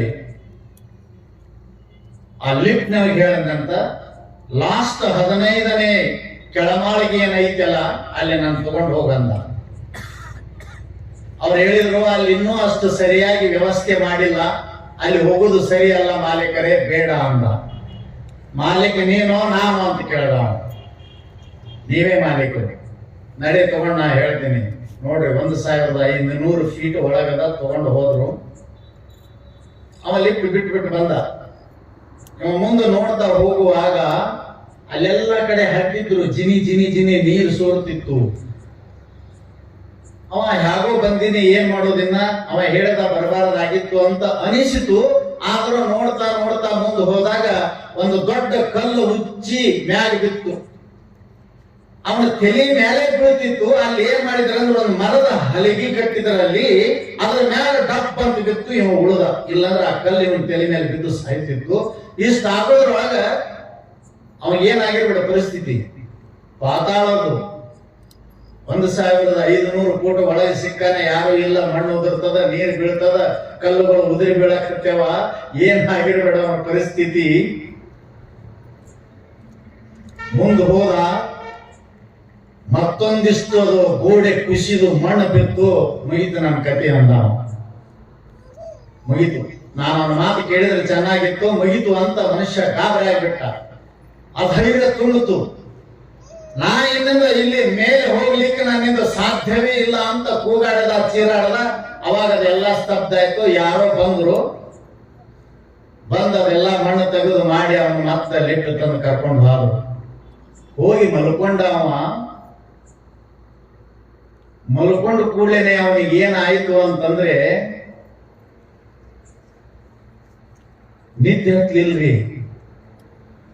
ಅವ ಏನಲ್ಲಿ ನಡೆದಿತ್ತಲ್ಲ ವ್ಯವಹಾರ, ಆ ಮನುಷ್ಯನ ವ್ಯವಹಾರ ಮಲ್ಕೊಂಡಾಗ ಚಾಲು ಆಯ್ತಂತ. ಅವ ಅಲ್ಲಿ ನಡೆದಂಗಾಗೋದು, ಕಲ್ಲು ಬಿದ್ದಂಗಾಗೋದು, ನೀರುಗಳು ಜಿನಿ ಹರಿದಂಗ ಆಗೋದು, ನಾ ಸಾಯ್ತೀನಿ ಅಂತ ಅಂದಂಗ ಆಗೋದು, ಹಿಂಗ ಅನಿಸಿದಗಳನ್ನೇ ಎದ್ದು ಕುಂತು ಬಿಡ. ಎದ್ದು ಕುಂತು ಸಮಾಧಾನ ಮಾಡ್ಕೊಂಡು ಮತ್ತೆ ಮಲ್ಕೊಳವ, ಮತ್ತೆ ಅದೇ ತರ ಆಗುದು ಅವನಿಗೆ. ಅವ ಅಂದ, ಇನ್ ನಾ ಸಾಯ್ತೀನಿ ಇದ್ರಾಗ ಅಂದ. ನಿಮ್ಗೂ ಹಂಗೆ ಬಂದಿರ್ತಾವ, ನಮಗೂ ಅಮಾಸಿಕ ನನಗೆ ಯಾಕೆ ಕೆಟ್ಟ ಕನಸು ಬೀಳ್ತಾವ. ಮತ್ತೆ ಇಂಥದ್ ಕೆದರಿ ಎಷ್ಟೋ ರೋಗಿ ಆಗ್ಯಾವ್ರಿ. ನಾ ಯಾಕೆ ಹೇಳ್ತೀನಿ ಅಂದ್ರೆ, ಕೆಟ್ಟ ಕನಸುಗಳು ನಿದ್ದೆ ಮಾಡ್ಕೊಡೋದು ನಿಮಗ ಭಯ ತಂದು ಬಿಡ್ತಾವ. ನಿಮ್ಮನ್ನ ಮ್ಯಾಗ ತಗೊಂಡೋಗಿ ತಪ್ಪತ್ ಕೆಳಗೆ ಬಿಡ್ತಾವ, ಕೋದೆ ಅಂತ ಹೇಳ್ಕೊಂಡ್ಬರ್ದಿ ಇಲ್ಲೇ ಬಂದಂಗ. ಏನೋ ಇವು ನಿಮ್ಮ ಧೈರ್ಯ ಗೆಡಿಸ್ಲಿಕ್ಕೆ ಇವು ಎಲ್ಲ ನಿಮ್ಗೆ ಹೇಳ್ತೀನಿ. ಯಾರು ನೀವು ವೀಕ್ ಮೈಂಡ್ ಅವ್ರು ಇರ್ತೀರಿ, ಅಂತವ್ರಿಗೆ ಇವೆಲ್ಲ ಬಹಳ ಆಗ್ತಾವ, ಲಕ್ಷ್ಯದಲ್ಲಿ ಇಟ್ಕೋಬೇಕು. ಅದಕ್ಕೆ ಬಂದು ಹೇಳ್ತಿರ್ತಾರ ಅವ್ರು, ಸುಳ್ಳಲ್ಲ, ನನಗೆ ಹಂಗಾಗ್ತದ ಹಿಂಗಾಗ್ತದ ಏನ್ ಮಾಡ್ಬೇಕು ಅಂತಿರ್ತಾರಲ್ಲ, ಇದು ಅದೇ ಕಾರಣ. ನಿದ್ರಿ ಮಾಡ್ಕೊಡುದಿಲ್ಲ, ಊಟ ಮಾಡ್ಕೊಡುದಿಲ್ಲ, ಎದ್ದು ಕುಂದ್ರುದು, ಮಲ್ಕೊಂಡ್ರೆ ನಿದ್ದೆ ಹತ್ತುದಿಲ್ಲ. ನಿಮಗೆ ಹೆಂಗ ಆಗ್ತದ ಹಂಗೆ ಆಯ್ತು ಅವನಿಗೆ. ಅವ ಅಂದ, ಇನ್ ಇದರಿಂದ ಮುಕ್ತ ಆಗೋದು ಹೆಂಗ, ನಾನೇನ್ ಮಲ್ಕೊಂತೀನಿ, ಅಲ್ಲಿ ಹೋದಂಗ ನನ್ನ ಮೇಲೆ ಕಲ್ಲು ಬಿದ್ದಂಗ ಕ್ಷಣಕ್ಕೆ ಸಾಯ್ಲಾಕತ್ತಿದ್ನಲ್ಲ ನಾನು, ಒಂದೇ ಸಲ ಸತ್ರ ಚಲೋ ಇತ್ತು ಅಂತ ಈ ಭಾವನೆ ಬಂತು. ಎದ್ದ ಹೇಗೋ ರಾತ್ರಿ ಕಳೆದು ಬೆಳಿಗ್ಗೆ ಎದ್ದವ ಆಸ್ಪತ್ರೆಗೆ ಹೋಗ್ಲಿಲ್ಲ, ಯಾರು ಕೇಳಿದರೆ ದಾರ ಕಟ್ಟಿಸ್ಕೊಳಕ್ ಹೋಗ್ಲಿಲ್ಲ, ಚೀಟಿ ಕಟ್ಟಿಸ್ಕೊಳ್ಳಿಲ್ಲ, ತಾಯ್ತಾ ಕಟ್ಟಿಸ್ಕೊಳ್ಳಿಲ್ಲ. ಏನ್ ಮಾಡಿದ ಅಂತ ಕೇಳಿದ್ರೆ ಮತ್ತೆ ಅದೇ ಗಣಿಗೆ ಹೋಗಂತ. ಗಣಿಗೆ ಹೋಗಿ ಅವನು ಲಿಫ್ಟ್ನವ್ರಿಗೆ ಹೇಳ್ದ, ನಿನ್ನೆ ನನಗೆ ಎಲ್ಲಿ ಒಯ್ದಿದ್ದಿ ಅಲ್ಲೇ ತಗೊಂಡು ಹೋಗು ಅಂದಂತವ. ಏನ್ ಹುಚ್ಚಿಗೆ ಚಿಡಿದ ಏನಂದ, ತಗೊಂಡು ಹೋದ. ಒಯ್ದು ಬಿಟ್ಟ, ಯಾರು ಇಲ್ಲ, ಮತ್ತೆ ಕಲ್ಲ ಮಣ್ಣ ಬೀಳಕ್ ಹತ್ತಿದ್ದು. ಅವಾಗ ಅಂತಂತವ, ಏ ಮೃತ್ಯು ಎಲ್ಲೆಲ್ಲಿ ನನ್ನ ಎದುರಿಗೆ ಬಾ ಅನ್ನ, ಸಾಯಲು ಸಿದ್ಧನಾಗಿ ಬಂದಿದ್ದೇನೆ, ನಿನ್ನ ಕೈ ಚಳಕವನ್ನು ತೋರಿಸು, ಬೀರು ನನ್ನ ಮೇಲೆ, ತೆಗೆದುಕೋ ನನ್ನನ್ನು ನಿನ್ನ ಕಪಿಮುಷ್ಟಿಯಲ್ಲಿ, ಸಾವಿಗೆ ಸಿದ್ಧನಾಗಿ ಬಂದಿದ್ದೇನೆ, ಕ್ಷಣಕ್ಕೆ ಸಾಯುವುದು ನನಗೆ ಸಹನೆ ಇಲ್ಲ ಅಂತ ಆ ಗಣಿ ಒಳಗೆ ಕೆಳಗಿಳಿದು 1,005 ಫೂಟಿನ ಕೆಳಗ ಹಿಂಗ ಕೂಗುತ್ತಿದ್ದ ಅಂತ. ಅವೇನು ಕಲ್ಲು ಬೀಳಲಿಲ್ಲ, ಮಣ್ಣು ಬೀಳಲಿಲ್ಲ, ಏನಾಗ್ಲಿಲ್ಲ. ನಿಷ್ಠರಂಗಾಗಿ ಧೈರ್ಯದಿಂದ ನಿಂತು ಬಿಟ್ಟಂತ. ಅಂತದ್ರೊಳಗೆ ಹಾಯ್ದ ಆ ಕೂಗ ಇವನು ಕೇಳಿಸ್ತವನಿಗೆ, ಲಿಫ್ಟ್ ನಡೆಸೋಗ ಅವ ತಗೊಂಡು ಬರ್ರ ಅಂತ ಬಂದ. ಅದರ ಕುಂತ ಮ್ಯಾಗ ಹೋದಂತ. ಪ್ರತಿ ಕ್ಷಣಕ್ಕೆ ನನ್ನನ್ನು ಕೊಲ್ಲಲು ಬಂದ ಆ ಮೃತ್ಯುವನ್ನು ಕೊಂದು ನಾನು ಮೇಲೆ ಬಂದೆ ಅಂದಂತವ. ಎದರಿಂದ ನಾ ಏನ್ ಸಾಯ್ತೀನಿ ಅಂತ ಏನ ಗಟ್ಟಿಯಾಗಿ ತಿಳ್ಕೊಂಡು ರಾತ್ರಿ ಎದ್ದು ಕೂಡ್ತಿದ್ನಲ್ಲ, ಅದೇ ಮೃತ್ಯು. ಅದನ್ನ ಎದರಿಂದ ಗೆದ್ದ ಅಂತ ಅಂದ್ರೆ ಅವನು ಆ ಧೈರ್ಯದಿಂದಲೇ ಅದನ್ನ ಹೆಂಗ ಗೆದ್ದ ಮ್ಯಾಗ ಬಂದ.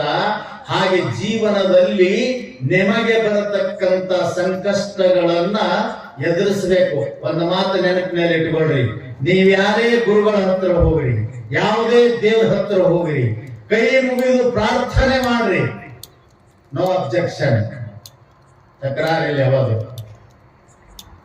ಏನ್ ಮಾಡಬೇಕು? ಪ್ರಾರ್ಥನೆ ಏನ್ ಮಾಡಬೇಕು? ನಿಮ್ಗೆ ಗೊತ್ತೇ ಇಲ್ಲ, ಅದಕ್ಕೆ ಶಾಸ್ತ್ರ ಕೇಳಬೇಕು. ಅವ್ರು ಹೇಳಿದ್ರು, ದೇವರ ಮುಂದೆ ಹೋಗಿ, ಗುರುಗಳ ಹತ್ರ ಹೋಗಿ, ಮಠಕ್ಕೆ ಹೋಗಿ, ಮಂದಿರಕ್ಕೆ ಹೋಗಿ, ಹೇ ದೇವ, ನನಗೆ ಯಾವ ಕಷ್ಟಗಳನ್ನು ಕೊಡಬೇಡ ಪರಮಾತ್ಮ, ನನ್ನನ್ನು ಸುಖಿಯಾಗಿಡು, ನನಗೆ ಯಾವ ದುಃಖಗಳನ್ನು ತಂದು ಒಡ್ಡಬೇಡ, ನನಗೆ ಮರಣ ಕೊಡಬೇಡ, ಬಡತನ ಕೊಡಬೇಡ, ಇನ್ನಾವ ದುಃಖಗಳನ್ನು ಕೊಡಬೇಡ ಅಂತ ಪ್ರಾರ್ಥನೆ ಮಾಡಬೇಡ್ರಿ. ಏನು ಪ್ರಾರ್ಥನೆ ಮಾಡ್ರಿ ಅಂತಂದ್ರೆ, ಹೇ ದೇವ, ನಾನು ಮಾಡಿದ ಕರ್ಮಕ್ಕನುಗುಣವಾಗಿ ನನಗೆ ಬರತಕ್ಕಂತ ಕಷ್ಟಗಳು ಏನದವ ಅವೆಲ್ಲ ಒಟ್ಟಿಗೆ ಸೇರಿಸಿಕೊಡುವು, ಆದರೆ ಅವುಗಳನ್ನು ಎದುರಿಸಿ ಶಕ್ತಿ ಕೊಡು, ಇನ್ನೂ ಏನು ಕೊಡಬೇಡ ಅಂತ ಕೇಳಬೇಕಷ್ಟೇ. ಇದಂತೆ ಕೇಳ ಸಾಕು. ಬೇಕಾದಲ್ಲಿ ಇದ್ರು ಮನುಷ್ಯ ಗಟ್ಟಿಯಾಗಿ ನಿಲ್ಲಕ್ಕೆ ಬರ್ತದ. ಅದು ಬರುವುದು ಎದರಿಂದ ಅಂತ ಕೇಳಿದ್ರೆ ಕೇವಲ ಧೈರ್ಯದಿಂದ. ಎಲ್ಲದರಲ್ಲಿ ಮಂದಿಗೆ ಬಡಿಯಾಕ, ಮಂದಿಗೆ ಮೋಸ ಮಾಡಕ, ಮಂದಿಗೆ ವಂಚನೆ ಮಾಡಕ ಧೈರ್ಯ ತಾಳ್ಬೇಡ್ರಿ. ಅಂತದ ತಾಳೇನೆ ಹೊಲಸಾಗಿ ಸಾಕಾಗಿ ಈ ಭೂಮಿಗೆ ಬಂದು ಎಂತ ಶ್ರೇಷ್ಠ ಮಾನವ ಜನ್ಮ ಹದಗೆಡಿಸಿಬಿಟ್ಟಿವಿ. ಮತ್ತೊಬ್ಬರಿಗೆ ಮೋಸ ಮಾಡಕ, ಕೊಲೆ ಮಾಡಕ, ಹಿಂಸೆ ಮಾಡಕ, ವಂಚನೆ ಮಾಡಕ ಇಡೀ ನಿಮ್ಮ ಶಕ್ತಿಯನ್ನು ಒಟ್ಟುಗೂಡಿಸಿ ಧೈರ್ಯ ತರಬೇಡ್ರಿ. ಎದಕ್ಕೆ ಧೈರ್ಯ? ಮಾಡಿದ ಕರ್ಮಕ್ಕನುಗುಣವಾಗಿ ಪರಮಾತ್ಮನಿಂದ ಪ್ರತಿನಿಧಿಸಿಕೊಂಡು ಬಂದಂತ ಕಷ್ಟಗಳನ್ನು ಮೆಟ್ಟಿ ನಿಲ್ಲಲಿಕ್ಕೆ ಗಟ್ಟಿ ಧೈರ್ಯವನ್ನು ತಾಳ್ರಿ. ಅದಕ್ಕೆ ಧೈರ್ಯ ಅಂದ್ರೆ ಏನಂತ ಹೇಳಿದ್ರು ಅವರು, ವಿಘ್ನೇ ಸತ್ಯಮಪಿ ಚಿತ್ತ ಅವೈಕಲ್ಯಂ ಧೈರ್ಯಂ ಅಂತ ಬರೆದರು ಅವರು. ಏನು ಧೈರ್ಯ ಅಂತಂದ್ರೆ ವಿಘ್ನಗಳು. ವಿಘ್ನ ಅಂತಂದ್ರೆ ಅವು ಏನ್ ಹೇಳಬೇಕು? ಒಂದ ಎರಡ ಎಷ್ಟು ವಿಘ್ನಗಳು. ನೀವು ಆ ವಿಘ್ನ ಪರಿಹಾರ ಮಾಡ್ಕೋಬೇಕಂತ ಏನ್ ಪೂಜೆ ಮಾಡಿಸಿದ್ರೆ ವಿಘ್ನ ಹೋಗುದಿಲ್ಲ. ಅಲ್ಲಿ ಮಾಡಿಸ್ರಿ ಬಿಡ್ರಿ, ನಿಮಗೆ ಬಿಟ್ಕೊಟ್ಟು. ವಿಘ್ನ ಜಯಿಸ್ಬೇಕಂತ ನೀವ್ ಏನಾರೇ ಎಲ್ಲರೇ ಹೋಗಿ ದೇವ್ರು ಕೇಳಿದ್ರೆ ಹೋಗುದಿಲ್ಲ. ಅದು ಏನ್ ಮಾಡ್ಬೇಕು? ವಿಘ್ನಗಳನ್ನು ಹೋಗಲಾಡಿಸ್ಕೊಳಕ್ ಪೂಜೆ ಮಾಡಬೇಡ್ರಿ. ಎಲ್ಲಿ ತನ ಮಾಡೋರು ಪೂಜೆ? ನೀವು ತೆಂಗಿನಕಾಯಿ ಕಟ್ಟೋದು, ಪೂಜೆ ಮಾಡೋದು, ಅದು ಮಾಡೋದು, ಹೋಮ ಮಾಡೋದು, ಇವು ಮಾಡಿದ್ರೆ ವಿಘ್ನ ಹೋಗುದಿಲ್ಲ. ಆ ವಿಘ್ನ ಯಾವಾಗ ಹೋಗ್ತಾವ ಅಂತ ಕೇಳಿದ್ರೆ ವಿಘ್ನೇ ಸತ್ಯಮಪಿ ಚಿತ್ತ ವೈಕಲ್ಯಂ ಸಯೇವ ಧೈರ್ಯಂ. ಅದಕ್ಕೆ ಧೈರ್ಯ ಅಂತ ಕರೆದ್ರು. ವಿಘ್ನಗಳು, ಕಷ್ಟಗಳು, ದುಃಖಗಳು ಹೇಗೆ ಜೇನ ನೊಣಗಳು ತಟ್ಟಿಗೆ ಮುತ್ತಿರ್ತಾವಲ್ಲ, ಹಾಗೆ ನಿನ್ನ ಹೃದಯಕ್ಕೆ ಬಂದು ಅವು ಮುತ್ತಿಕೊಂಡಾಗ ನಿಮ್ಮ ಅಂತಃಕರಣ ಹಿಂಗ ಚಂಚಲ ಆಗಬಾರದು ಅಂತ ಅದಕ್ಕೆ ಧೈರ್ಯ ಅಂತ ಕರೆದ್ರು. ಬಾ ಎಷ್ಟು ಬರ್ತಿ ಅನ್ಬೇಕಂತ ಏನಂಗ್ರಿ? ಹಂಗೆ ಇದಾವ ನಮ್ಮ ಜೀವನದಲ್ಲಿ ಬರ್ತಕ್ಕಂಥ ದುಃಖಗಳು, ಕಷ್ಟಗಳು. ಜೇನ್ ನೋಡ್ರೆ ನೀವು ಹ್ಯಾಂಗ್ ಮುತ್ತಿರ್ತಾವ ತಟ್ಟಿಗೆ. ಆ ತಟ್ಟಿಗೆ ಮುತ್ತಿದಂತ ಜೇನ ನೊಣಗಳು ಹೇಗೋ ಹಾಗೆ ಕಷ್ಟಗಳೆಲ್ಲವೂ ಒಟ್ಟಾಗಿ ಒಂದು ನಮ್ಮ ಹೃದಯಕ್ಕೆ ನೀವು ಮುತ್ತಿಕೊಂಡರೂ ಕೂಡ ಸಾಧ್ಯವಿಲ್ಲ. ನನ್ನ ಹೃದಯ ಚಂಚಲ ಆಗುವುದಿಲ್ಲ, ವೈಕಲ್ಯ ಆಗುವುದಿಲ್ಲ, ನನ್ನ ಅಂತಃಕರಣ ಮನಸ್ಸು ಅಂತ ಯಾರು ಗಟ್ಟಿಯಾಗಿ ಬೆಟ್ಟದ ಹಾಗೆ ನಿಲ್ತಿರಲ್ಲ, ಅವಾಗ ಅವು ತಾವೇ ಬಿಟ್ಟು ಬಿಡ್ತಾವಂತ. ಬಿಟ್ಟು ಒಳ್ಳೆ ಬಿಡ್ಲಿ ತಮ್ಮ ಸೀಮೆ, ತಮ್ಮ ಆಯುಷ್ಯ, ಕೊಡಬೇಕಾದಂತ ಕಷ್ಟಗಳನ್ನು ಕೊಡುವವರೆಗೂ ಅವಕ್ಕೊಂದು ಮಿತಿ ಇರ್ತದಲ್ಲ, ಅಲ್ಲಿ ತನ ಇರ್ತಾವ, ಬಿಟ್ಟು ಹೋಗ್ತಾವ. ನಿನ್ನೇನ್ ಮಾಡ್ತಾವ? ಅಲ್ಲಿ ತನ ಯಾರಪ್ಪ ಅಂದ್ರು ಬಿಡುದಿಲ್ಲ ಅವು. ಯಾಕೆ ಸಾಯ್ತೀರಿ ದಿವಳು? ಏನ್ ಕರಿಬೇಕು? ಬಾ.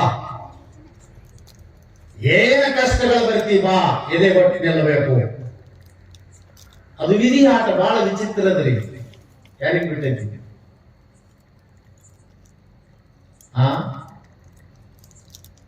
ಅಯಾಚಿತ ಸುಖಂ ದತ್ತೆ. ಬಹಳ ವಿಚಿತ್ರ ಬರದ. ಅಯಾಚಿತ ಸುಖಂ ದತ್ತೆ ಯಾಚಿತಸ್ಯ ನ ಯಚ್ಚತಿ.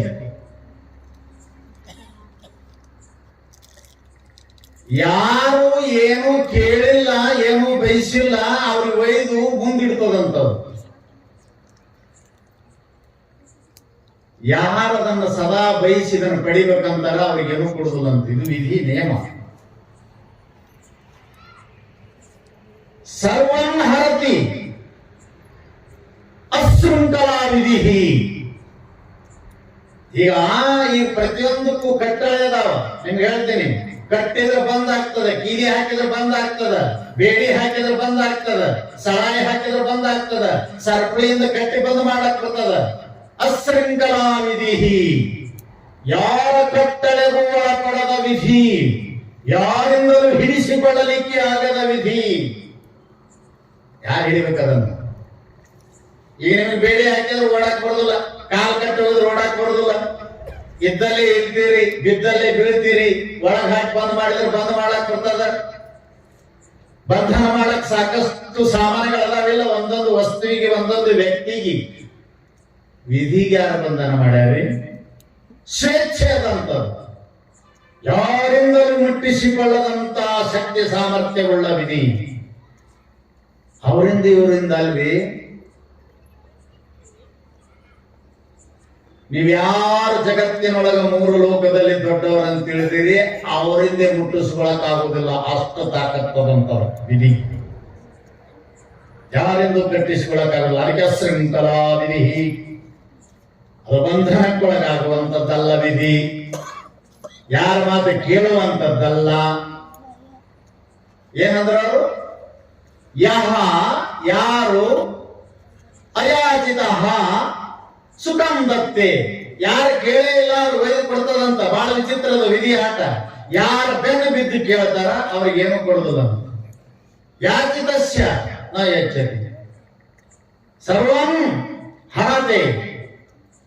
ಒಮ್ಮೆ ಎಲ್ಲ ಇರ್ಲಾರ್ದಂಗೆ ಮಾಡಿಬಿಡ್ತದಂತ. ಬಹಳ ವಿಚಿತ್ರ ಅದ. ಏನ್ ಮಾಡೋದು? ಅಂತವ್ರಿಗೆ ಹಂಗ್ ಮಾಡಿದೆ ಅದು. ಯಾರಿಗೆ? ಅದಕ್ಕೆ ಒಂದು ಮಾತು ಬರೆದರವರು,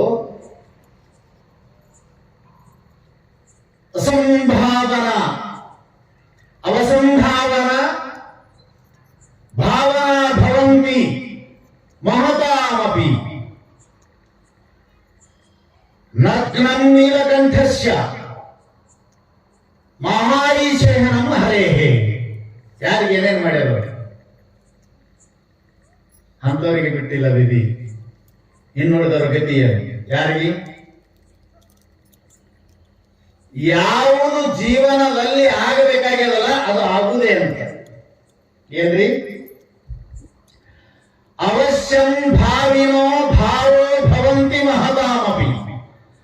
ಯಾವುದು ಅವಶ್ಯವಾಗಿ ಆಗಬೇಕಾಗ್ಯದ ಅದು ಆಗುವುದೇ. ಯಾರಪ್ಪಗಂದ್ರು ತಡೆಯಕ್ ಆಗಂಗಿಲ್ಲ, ಅದನ್ನ ನಿಲ್ಸಕ್ಕಾಗುವುದಿಲ್ಲ. ಅವಶ್ಯಂ ಅವಶ್ಯವಾಗಿ ಯಾವುದು ಆಗಬೇಕಾಗ್ಯದ ಆಗುವುದೇ. ಯಾರಿಗೆ? ಯಾರು ನಾವು ದೊಡ್ಡವರು ಎದರ ಕೈಯಾಳು ಸಿಗುವುದಿಲ್ಲ ಅಂತ ತಿಳ್ಕೊಂಡಂತವ್ರಿಗೆ. ಅವ್ರ್ಯಾರು ದೊಡ್ಡವರು? ಯಾರು ದೊಡ್ಡವರು? ಯಾರಿಗೆ ನೀವು ಸದಾ ಎದ್ದು ಹೇ ಪರಮಾತ್ಮ ನಮ್ಮನ್ನ ಕಾಪಾಡುವಂತ ಕೈ ಮುಗಿತಲ್ಲ ಅವನೇ ನೀಲಕಂಠ ಮಹದಾಮಪಿ. ಅವರಿಗಾದ್ರೂ ಕೂಡ ಅವನು ಬಿಟ್ಟರೆ ಇನ್ನೊಬ್ಬ ಹರಿ. ಏನ್ ಮಾಡಿದ ಅವರಿಗೆ ಅಂತ ಕೇಳಿದ್ರೆ, ನಗ್ನಂ ನೀಲಕಂಠೇಶ. ನೀಲಕಂಠನಿಗೆ ಪರಮಾತ್ಮನಿಗೆ ಬೆತ್ತಲೆ ಮಾಡ್ಯಾರ. ಸುಮ್ಮನೆ ಮಂದಿ ಬೇಯ್ತಾರ. ಆನೆ ಚರ್ಮ ಸುತ್ತಕೊಂಡತ್ತ, ಹುಲಿ ಚರ್ಮ ಸುತ್ತಕೊಂಡೈತಿ ಪರಮಾತ್ಮ. ದಿಗಂಬರ ಮಾಡೈತ್ರಿ. ನಮ್ಮ ನಿಮ್ಮಂತವ್ರ ಪಾಡ್ಯಾರ. ಭಗವಂತನಿಗೆ ನೀಲಕಂಠನಿಗೆ ದಿಗಂಬರ ಮಾಡ್ಯಾರ. ಮಹಾಹಿಶೇನಂ ಹರೇಹೇ. ಹಾವಿನ ಮೇಲೆ ನೋಡ್ಕೊಂಡ್ ಮಾಡ್ಯದಂತ ವಿಷ್ಣು ಪರಮಾತ್ಮ. ಏನ್ ಮಾಡ್ಬೇಕಿನ? ನಿಮಗ್ ಬಂದು ದೊಡ್ಡದ, ಅವ್ರಿಗೆ ಬಂದು ದೊಡ್ಡದ. ನಿಮಗೂ ನೋಡಿ ಅಂತಿಂತದ ಡ್ರೆಸ್.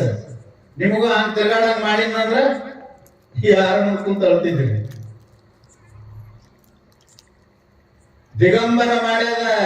ಹುಲಿ ಚರ್ಮ ಉಟ್ಕೊಂಡಾನ, ಆನಿ ಚರ್ಮ, ಕರಿ ಚರ್ಮ ಅಂಬರ. ಒಂದ್ ಹೆಸರವಂಗ ಕೊಳ್ಳ ಹೆಣದ ಡೋಗಿ ಹಾಕ್ಸದ. ಹೆಣ ಸುಟ್ಟು ಬೂದಿ ಮೈಗೆ ಹಚ್ಚದ ವಿಧಿ. ಯಾರಿಗಿ? ಯಾರು ನೀವು ದೊಡ್ಡವರು, ಯಾರು ನಮ್ಮನ್ನ ಕಾಪಾಡ್ತಾರ, ಯಾರು ನಮ್ಮನ್ನ ಸಂರಕ್ಷಣೆ ಮಾಡ್ತಾರಂತ ಭಗವಂತನಿಗೆ ಪ್ರತಿನಿತ್ಯ ಎದ್ದ ತಕ್ಷಣ ಪ್ರಾರ್ಥನೆ ಮಾಡ್ತಿರೋ ಅವರ ಪರಿಸ್ಥಿತಿ ನೋಡ್ರಿ. ಸುಡುಗಾಡದಾಗ ಇಡಿಸದ, ಹೆಣದ ಬೂದಿ ಹಚ್ಚದ, ಕೊರಳೊಳಗೆ ಹೆಣಗಳ ಡೋಗಿ ಹಾಕ್ಸದ, ಬೆತ್ತಲೆ ಮಾಡಿ ಅದನ್ನು ಮುಚ್ಚುಗೊಳಿಕ್ಕೆ ಹಸಿ ಆನೆ ತೊಗಲ್ಕೊಟ್ಟೈತಿ. ಮತ್ ನೀವು ಅವ್ರು ನೋಡಿದ್ರೆ ನೀವು ಚಲೋ ಅಲ್ಲ, ಇಂಥ ಪ್ಯಾಂಟ್ ಹಾಕಿರಿ ಅಪ್ಪ,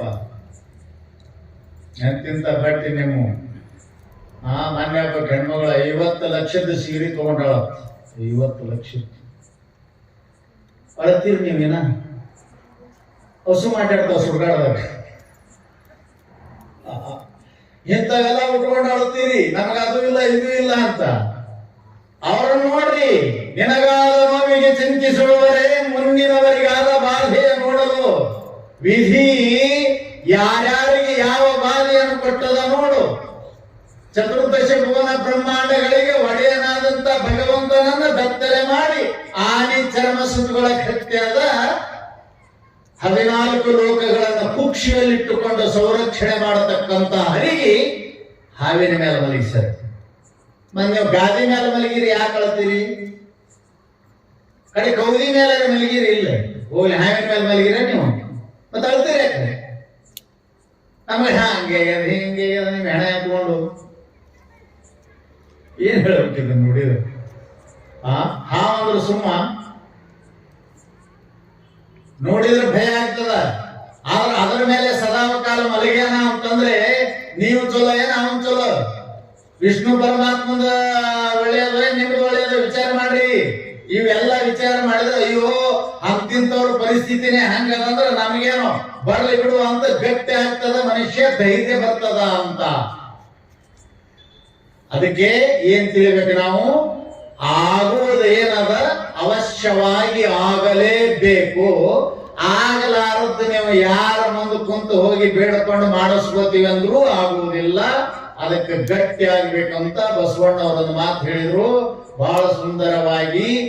ಅಂಜಿದರಾಗದು, ಅಳುಕಿದರಾಗದು, ವಜ್ರ ಪಂಜರದೊಳಗಿದ್ದರಾಗದು, ತಪ್ಪದೆಲ್ಲವೋ ಲಲಾಟಲಿಖಿತ. ಕಕ್ಕುಲತೆಗೆ ಬಂದರಾಗದು,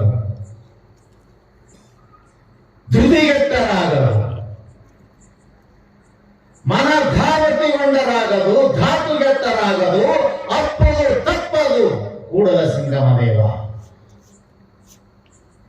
ಇವು ಯಾಕೆ ನಾವು ವಿಚಾರ ಮಾಡ್ಬೇಕಂದ್ರ ಇದು ಹಂಗಾದ್ರೆ ಇದು ಯಾವ ಟೈಮ್ದಾಗ ಏನ್ ಬರ್ತದೆ ಹೇಳಕ್ ಬರೋದಿಲ್ಲ. ಇದು ಬಂದಾಗ ಬಹಳಷ್ಟು ನೀವು ಧೈರ್ಯ ಇದ್ರೆ ನಿಮಗಲ್ಲ, ನೀವು ಆರಾಮಿರ್ರಿ. ಬಂದದ್ದು ಎದುರಿಸ್ಲಾಕ ಗಟ್ಟಿ ಆಗಿವಿ ಅಂತಂದ್ರೆ ನಿಮ್ಗಲ್ಲಿದೆ ಶಾಸ್ತ್ರ. ಯಾರು ವೀಕ್ ಮೈಂಡ್ ಇದೀರಿ, ಯಾರು ಅಲ್ಪ ಹೃದಯಗಳಿದ್ದೀರಿ, ಯಾರಿಗೆ ಬಂದ ದುಃಖಗಳನ್ನು ತಡೆಯೋದಾಗುವುದಿಲ್ಲಲ್ಲ, ಅವ್ರು ಸರಿಯಾಗಿ ಕೇಳ್ರಿ. ಅದನ್ನ ಮನಸ್ಸಿನೊಳಗೆ ಇಟ್ಕೊಳ್ರಿ. ಯಾವ ಸಂದರ್ಭದಲ್ಲಿ ಬಂದು ದುರ್ಘಟನೆ ಸಂಭವಿಸ್ತದೆ ಹೇಳಕ್ ಕೊಡುದಿಲ್ಲ, ಅವಾಗಿ ಔಷಧ ತಗೋಬೇಕು. ಅದಕ್ಕೆ ಇಟ್ಟಿನಿ ಇದನ್ನ, ಹೌದಲ್ಲ? ಔಷಧ ಅಂಗಡಿ ಆದ ಸುಮ್ಮನೆ ದಿನ ಇಟ್ಟು ತಗೋದ್ ಕುಂದಿರ್ತಾನ. ನಾವು ಮೆಡಿಕಲ್ ಶಾಪ್ ಮಾಲಕ್, ಅಂಗಡಿನೇ ನಂದದ, ಔಷಧ ನಂದದ ಅಂತ ದಿನ ತಾನೇ ತಗೊಳ್ಳೋದಿಲ್ಲ. ರೋಗ ಬಂದಾಗೇನೆ ಔಷಧೋಪಚಾರ ಮಾಡಿಕೊಂಡು ಆ ರೋಗದಿಂದ ಹೆಂಗ ಮುಕ್ತ ಆಗ್ತಾನ ಮನುಷ್ಯ, ಹಾಗೆ ಘಟನೆಗಳು, ಸಮಸ್ಯೆಗಳು, ದುರ್ಘಟನೆಗಳು ನಡೆಯಬಾರದಂತವು ನಡೆದು ಜೀವನದಲ್ಲಿ ಯಾರಿಗೆ ಹೇಳಿ ನಡೆಯುವುದಿಲ್ಲ, ಅವು ಗೊತ್ತಾಗಿ ನಡೆಯುವುದಿಲ್ಲ. ಲಕ್ಷ್ಯದಲ್ಲಿ ಇಟ್ಕೊಳ್ರಿ. ಆಗ್ತದ ಹಿಂಗ ಅನ್ನೋದು ಯಾರಿಗೂ ಗಮನಕ್ಕಿರುವುದಿಲ್ಲ, ನಡೆದು ಹೋಗಿಬಿಡುತ್ತದದು. ಆ ಸಂದರ್ಭದಲ್ಲಿ ಅದ್ರ ಕೂಡ ಸಿಲುಕಿಕೊಂಡ್ರಿ ಅಂದ್ರ ಎಳೆದು ಒಯ್ದು ಬಿಡ್ತದ ನಿಮ್ಮನ್ನ, ಮತ್ತೆ ತಿರುಗಿ ಬರ್ಕೊಡೋದಿಲ್ಲ. ಅದಕ್ಕೆ ಬಸವಣ್ಣ ಅಂದರು, ಅಪ್ಪುದು ತಪ್ಪುದು ಕೂಡಲ ಸಂಗಮ ದೇವ. ಏನ್ ಆಗಬೇಕಾಗ್ಯದ ಅದು ಆಗುವುದೇ. ಅದನ್ನು ತಿದ್ದಲಾಕ ಪ್ರಯತ್ನ ಮಾಡಬೇಡ್ರಿ. ಒಂದೇ ದಾರಿ, ಬಾ ಬಾ ತಯಾರಾದ್ರೆ ಬಾ, ನಾ ಅನುಭವಿಸ್ತೀನಿ. ಸಾಮಾನ್ಯ ಅಲ್ರಿ, ಎಷ್ಟೋ ಜನ ಮಕ್ಕಳು ಹೆಂಡತಿ ಹೊರಗೆ ಹಾಕಿದ್ರ ವಿಷ ತೋಡ್ ಸತ್ತಾರ, ನೇಣ ಹಾಕೊಂಡಾರ ನಮ್ಮ ಕಣ್ಣಿದ್ರಿಗೆ. ಬದಕ್ತಿನ ಹೋಗ್ಬೇಕು, ಕೋರ್ಟ್ಗೆ ಹೋಗ್ಬೇಡ್ರಿ. ಕೋರ್ಟ್ಗೆ ಯಾಕೆ ಹೋಗ್ತೀರಿ? ಮಗ ನಿಮ್ ಮೇಲೆ ಕಂಪ್ಲೇಂಟ್ ಮಾಡ್ದ, ಆಸ್ತಿ ಕಸ್ಕೊಂಡ ನೀನು ಕೊಡೋದಿಲ್ಲ, ಹೊರಗೆ ಹಾಕಿದ್ರೆ ಹೋಗ್ಲಿ, ಇದು ನನ್ನ ಕರ್ಮ, ಯಾವುದೋ ಪೂರ್ವ ಜನ್ಮದಲ್ಲಿ ಏನೋ ಮಾಡಿದ್ದಾನ ಅನುಭವಿಸಕತ್ತೀನಿ, ಆಯ್ತು ಹೋಗಿ ಬದುಕ್ತೀನಿ ಅನ್ಬೇಕು. ಅವನು ವಿರೋಧ ಕೇಸ್ ಮಾಡಬೇಡ, ಅವನು ವಿರೋಧ ಹೋರಾಡಕ್ ಹೋಗ್ಬೇಡಿ. ಬದುಕುವುದು ಕಲಿ, ಹಾಯಾಗಿರುವುದು ಕಲಿ. ಅದಕ್ಕೆ ಮುಖ್ಯ ಕಾರಣ ಧೈರ್ಯ. ಅದು ಇಲ್ಲದ್ರೆ ಹಾಳಾಗಿ ಹೋಗ್ತಾನ ಮನುಷ್ಯ. ಅದಕ್ಕೆ ಬಸವಣ್ಣ ಅವರು ಅಪ್ಪದು ತಪ್ಪದ ನೀ ಏನ್ ಮಾಡ ಹೇಳು, ಹೋಗಿ ಎಲ್ಲಿರ್ತಿ, ಎಲ್ಲಿರ ಅಗದಿ ಶೆಟ್ಟಿ ಜಾಗ ಯಾವುದು ಜೀವನದಲ್ಲಿ? ಯಾವದ್ರಿ? ಅತಿ ಶಕ್ತಿ ಜಾಗ ಯಾವದ್ರಿ? ನಿಮ್ ಸುತ್ತಿ ಯಾವ ಬರಲಾರ್ದಂತವ್ರು ಯಾವ್ರಿ? ಎಲ್ಲಿ ಹೋದ್ರೆ ಬಿಡುತ್ತೈತು ಅಪ್ಪ. ಎಲ್ಲಿ ಹೋಗೋದು ಬಿಡುದಿಲ್ಲ. ಯಾಕ? ಸುರಕ್ಷಿತ ಸ್ಥಳನೇ ಇಲ್ಲಿಲ್ಲ. ಎಲ್ಲ ಆಕ್ಸಿಡೆಂಟ್ ಜೂನ್ ಅದಾವು. ಏನದಾವ ಇಲ್ಲಿ? ಅಪಘಾತ ವಲಯ. ಇದು ಅಪಘಾತ ವಲಯದೊಳಗ ಸುರಕ್ಷಿತ ಜಾಗ ಹೆಂಗ್ ಹುಡುಕ್ಯಾಡವ್ರಿ? ತಿರುವಾದ, ಮರುವಾದ, ಕಾರ್ನರ್ ಅದ, ಘಾಟ್ ಅದ, ಘಾಟ್ ಸೆಕ್ಷನ್ ಅದ. ಇದು ಜೀವನ. ಮತ್ತೆ ಇದ್ರೊಳಗೆ ಹೆಂಗ್ ಸುರಕ್ಷಿತ ಹುಡುಕ್ಯಾಡವ್ ನೀನು? ಬಹಳ ಸುರಕ್ಷಿತ ಹುಡುಕ್ಯಾಡಿದ್ರೆ ಬಸವಣ್ಣವರು ಕಲ್ಪನಾ ಮಾಡ್ಕೊಂಡು ಬರೋರು ಅತ್ಯಂತ ಗಟ್ಟಿಯಾಗಿರುವುದು ಮತ್ತಾವ ಪೆಟ್ಟಿಗೆ ಒಳಪಡೋದು ಅಂದ್ರೆ ವಜ್ರ ಅಂತ ತಿಳ್ಕೊಂಡ್ರು. ಏನದು? ವಜ್ರ. ನಾ ಹೇಳಿದ್ನಲ್ಲಿ ಕೆಚ್ಚ ಬೇಕಾದಷ್ಟಿದ್ರು ಒಂದ್ಸಲ ಅದಕ್ಕೂ ಹುಳ ಹತ್ಬೋದು, ವಜ್ರಕ್ಕೆ ಹತ್ತುದಿಲ್ಲ. ಅದಕ್ಕೆ ಅವರು ಅಂಜಿ ಅಳುಕಿ ನನ್ನ ಸುರಕ್ಷಿತ ಸ್ಥಾನ ಆದಂತ ತಿಳ್ಕೊಂಡು ನೀವು ವಜ್ರದಿಂದಲೇ ಕಟ್ಟಿದಂತ ಪಂಜರದೊಳಗೆ ಹೋಗಿ ಎಲ್ಲಿ ಒಂದಿಷ್ಟು ಸಣ್ಣ ಹುಳ ಬರಲಾರಂತ ಜಾಗದ ಕೂತರು ಸಹಿತ ನೆನಬಿಡುವುದು. ಆಗದು ಆಗದು ಆಗದು. ಗೊತ್ತಿಲ್ಲ ಇದು ನಿಮಗೆ? ಪರೀಕ್ಷಿತ ರಾಜ ಸಪ್ತ ಸಮುದ್ರದ ಮಧ್ಯದಲ್ಲಿ, ಈಗ ನೋಡಿ ಸಮುದ್ರದ ಕಟ್ಟಕ್ ಹತ್ತಾರ ಮುಂಬೈದೊಳಗೆಲ್ಲ ಪಿಲ್ಲರ್ ಎಂತಕ್ಕೆ ಬಿಲ್ಡಿಂಗ್ ಮಾಡ್ಯಾರ, ಅಲ್ಲಿ ಸಮುದ್ರದಾಗೆ ಮಾಡ್ಯಾರ. ಅವಾಗೆ ಮಾಡಿದ್ದು, ಈಗ ಮಾಡುದು ಏನ್ ದೊಡ್ಡಾಗದ. ಪರೀಕ್ಷಿತ ರಾಜನಿಗೆ 7 ದಿವಸಗಳಲ್ಲಿ ತಕ್ಷಕನಿಂದ ಮರಣಿತ್ತು, ಹಾವು ಕಚ್ಚಿ ಸಾಯಲಿ ಅಂತ ಋಷಿ ಶಾಪ್ ಕೊಟ್ಟಿದ್ದ. ಹಾವು ಬರಲಾದ ಜಾಗ, ಸೇಫ್ಟಿ ಜಾಗ ನೋಡ್ಬೇಕಲ್ಲ, ಎಲ್ಲಿ ಮಾಡ್ಬೇಕಂತ ವಿಚಾರ ಮಾಡ್ದ. ಪ್ರಜೆಗಳಿಗೆ ಹೇಳಿ, ಇಂಜಿನಿಯರ್ಗಳಿಗೆ ಹೇಳಿ, ಎಲ್ಲೆದ್ರು ಬರುದೆ ಅಂತ ತಿಳಿದು ಏನ್ ಮಾಡಿದ ಅಂದ್ರ ಸಮುದ್ರ ಮಧ್ಯದಲ್ಲಿ ಒಂದು ಕಂಬ ತಗೊಂಡು ಹೋಗಿ ಆ ಕಂಬದ ಮೇಲೆ ಅರಮನೆ ಕಟ್ಟಿ ಆ ಅರಮನೆ ಒಳಗೆ ಯಾವ ರೂಮ್ನಾಗಿರ್ತಾನ ಅನ್ನೋದು ಗೊತ್ತಾಗಲಾದಂತ ಜಾಗದೊಳಗಿದ್ದು ಇಂಚಿಂಚಿಗೆ ಅವನ ಕಾಯತಕ್ಕಂತ ಬಾಡಿ ಗಾರ್ಡ್ ಇಟ್ಟಿದ್ನಂತ. 1 ಇಂಚ್ ಗೊಬ್ಬರು. ವಜ್ರ ಪಂಜರದೊಳಗಿದ್ದರಾಗದು, ಬಿಡುವುದಿಲ್ಲ ಬೆನ್ನ, ಓಡಬೇಡ ಬೆನ್ನು ಕೊಟ್ಟು. ಏನ್ರಿ? ಬರೇ ವಾಪು ಗಣಿಮ್ಯಾನ ಅಲ್ಲ, ಇಡೀ ಆ ಕಂಬ ನೀರಿಂದ ಮ್ಯಾಗ ಬಂದಗಳೇ ಅಲ್ಲಿ ಅಲ್ಲಿ ಸುತ್ತಾಡ್ಕೊಂತು ಪ್ರತಿಯೊಂದು ಅಂಕಣದಲ್ಲಿ ಎಚ್ಚರಿದ್ದು ಕಾಯ್ತಿದ್ರಂತ. ಉಳಿದ್ನ ಪರೀಕ್ಷಿತ. ಅವ ಅಂದ, ಇನ್ಯಾವ ತಕ್ಷಕ ಬರ್ತಾನೆ ಇಲ್ಲಿ? ಅದರಿಂದ ಪಾರಾದೆ ಅಂತ ಹಂತದರಲ್ಲಿ ಇದ್ದವನಿಗೆ ಒಂದು ಸಣ್ಣ ಹಣ್ಣಿನೊಳಗಿನ ಹುಳ ಆಗಿ ಹೋಗಿ ತಕ್ಷಕ ಕಚ್ಚಿ ಸಾಯಿ ಹೊಡೆದ. ಒಂದು ಹಣ್ಣು ಮಾರುವ ಹೆಣ್ಣು ಮಗಳ ಹತ್ರ ತಕ್ಷಕ ಹೋಗಿ ಹಣ್ಣಿನೊಳಗೆ ಕುಂತಿದ್ದೊಂದು ಸಣ್ಣ ಕೀಟ, ಈ ಬಾಲೋಳ ಅಂತ ಇರ್ತಾವಲ್ಲ, ಅಂತದ್ರೊಳಗೆ ಹೋಗಿ ಕುಂತು ಆ ಹಣ್ಣು ಒಯ್ದು ಕೊಡೋಣ, ಹಣ್ಣಿನೊಳಗಿಂದ ಹೊರಗೆ ಬಂತಂತ. ಕಣ್ಣುಗಳು ಹಿಂಗಾಗಕ್ಕಂತು ಹಣ್ಣಿನೊಳಗೆ ಹೊರಗೆ ಬಂದು ತಕ್ಷಕನ ಕಣ್ಣುಗಳು ಕಣ್ಣನೊಳಗೆ ಗೊತ್ತಾಯ್ತು ಅವಾಗ ಮುಗಿತನಂತು ಅಂತ. ಅಲ್ಲೇ ತಕ್ಷಕನ ರೂಪ ತಾಳಿ ಕಚ್ಚಿ ಸಾಯ್ತು. ಎಲ್ಲಿ ಹೋಗಮದಿ? ಕೇಳಬೇಕಿವ್ರನ್ನ, ಓದಬೇಕಿವ್ರನ್ನ, ಅನುಭವಿಸ್ಬೇಕಿವ್ರನ್ನ ಜೀವನದಲ್ಲಿ. ವಜ್ರ ಪಂಜರದೊಳಗಿದ್ದರಾಗದು, ಕಕ್ಕುಲತೆಗೆ ಬಂದರಾಗದು. ನಿನ್ನನ್ನು ಯಾರು ಪ್ರೀತಿಯಿಂದ ಬಂದು ಕಾಪಾಡೋರಿಲ್ಲ, ಅಥವಾ ನಿನ್ನ ಹೃದಯ ಅಷ್ಟು ಸೂಕ್ಷ್ಮ ಮೃದು ಮಾಡಿಕೊಂಡ್ರು ಆಗೋದಲ್ಲ, ಅಡಕಿದರು ಆಗದು. ಮಾತೃತಿಗೆಟ್ಟು ತಾತುಗೆಟ್ಟರು ಆಗದು. ನಿಸ್ತೇಜ ಆಗಿ ನೀ ಕೊನೆಗೆ ಸತ್ತೇ ಹೋಗ್ತಿ, ಅದು ಆಗುವುದನೇ. ಅದಕ್ಕೆ ಅವ್ರು ಏನ್ ಹೇಳಿದ್ರು ಅಂತ ಕೇಳಿದ್ರೆ, ಆ ನೇಮ ಅದರ ಕೈಯಾಗದ. ಬಹಳ ವಿಚಿತ್ರ, ವಿಧಿಯ ನೇಮ ಅದರ ಕೈಯಾಗದ, ಪರಮಾತ್ಮನ ಕೈಯಾಗೂ ಇಲ್ಲ. ನಾವೇನ್ ಮಾಡವ್ರಿ, ನಾವೇ ಹೆಂಗ್ ಅಡ್ಡಾಡಕತ್ತೀವಿ ಅಂತ ನೀವು ಹೋಗಿ ಹೇಳಿದ್ರಿ ಅಂತ. ನಮಗೆ ಹೆಂಗ್ ತಿರುಗಾಡಕತ್ತೇವ? ನಮಗೆ ಹೆಂಗ್ ತಿರುಗಾಡಿಸೋದು? ಕೈಲಾಸ ಬಿಟ್ಟು ಸುಡುಗಾಡಕ್ ತಂದದ, ಹೆಣದ ಬೂದಿ ಹಚ್ಚಿದ ವಿಧಿ, ಇವೇನೇನೋ ಮಾಡಿಸ್ಯದ. ನಮ್ಮ ಪರಿಸ್ಥಿತಿನೇ ಹಿಂಗಾದಾಗ ನಿಮಗೆ ನಾವೇನ್ ಮಾಡೋಣ ಅಂತ ಅವ್ರ ಮುಂದೆ ನೀವು ಪಿರಾದಿ ತಗೊಂಡು ಹೋದ್ರಿ ಅಂದ್ರ ಅವ್ರು ಹಿಂಗಂತಾರ. ಅದಕ್ಕೆ ಕಕ್ಕುಲತೆಗೊಂಡರೆ ಆಗದು. ಎಲ್ಲಿ ಹೋಗ್ಬೇಡ್ರಿ, ಯಾರಿಗೆ ಕೇಳ್ಬೇಡ್ರಿ, ಏನು ಮಾಡ್ಬೇಡ್ರಿ. ಸ್ವಂತ ಸ್ಟ್ಯಾಂಡ್ ಆಗ್ರಿ, ಸ್ವಂತ ಎದ್ದು ನಿಂದಿರ್ರಿ. ನಿಮ್ಮ ಬಲದ ಮೇಲೆ, ನಿಮ್ಮ ಆತ್ಮವಿಶ್ವಾಸದ ಮೇಲೆ ಗಮನ ಇರ್ಲಿ. ಎದ್ ನಿಲ್ರಿ. ಬಂದ ದುಃಖಗಳನ್ನ ಜಾಡಿಸಿ ಒದ್ದು ನಿಲ್ರಿ, ಜೀವನ ಸಾರ್ಥಕತೆ ಆಗ್ತದೆ. ಯಾಕೆ ಇದೇ ದುಃಖದಲ್ಲಿ ಕೊನೆಗೆ ಸತ್ತು ಹೋದೆವು ಅಂದ್ರೆ ಭಗವತ್ ಸಾಕ್ಷಾತ್ಕಾರ ಮಾಡಿಕೊಳ್ಳೋದೇವಾಗ ನಾವು ಮತ್ತೆ ಈ ಜನ್ಮ ಪಡೆಯುವುದೇವಾಗ? ಅದಕ್ಕೆ ಅಕಾಲ ಮೃತ್ಯುವಿಗೆ ತುತ್ತು ಮಾಡತಕ್ಕಂಥದ್ದು ಯಾವುದು ಅಂತ ಕೇಳಿದರೆ ಈ ಅಧೈರ್ಯ, ಈ ಅಂಜಿಕೆ, ಅದರಿಂದ ಹೊರಗೆ ಬನ್ರಿ ಅಂತದ ಶಾಸ್ತ್ರ. ಸುಮ್ಮನೆ ಇವು ಗಾಳಿಗಳು, ಸೂರ್ಯನಿಗೆ ಮೋಡ ಕವಿತದ ಮತ್ತ ಬಯಲಾಗ್ತದ. ಎದ್ದಂತೆ ಎಲ್ಲೋ ಈ ಜಗತ್ತಿನಲ್ಲಿ ಯಾವುದೂ ಸಾಧ್ಯವಿಲ್ಲ. ಅದ್ರ ಕೂಡ ಕೆಡಬೇಡ್ರಿ, ತಾಳ್ರಿ, ಬದಲಾಗ್ತದ. ಯಾವುದು ಶಾಶ್ವತ ಅಲ್ಲಿ? ದುಃಖ ಆಗಮಾಪಾಯಿನಃ ತಾಂ ತಿತಿಕ್ಷಸ್ವ ಭಾರತ.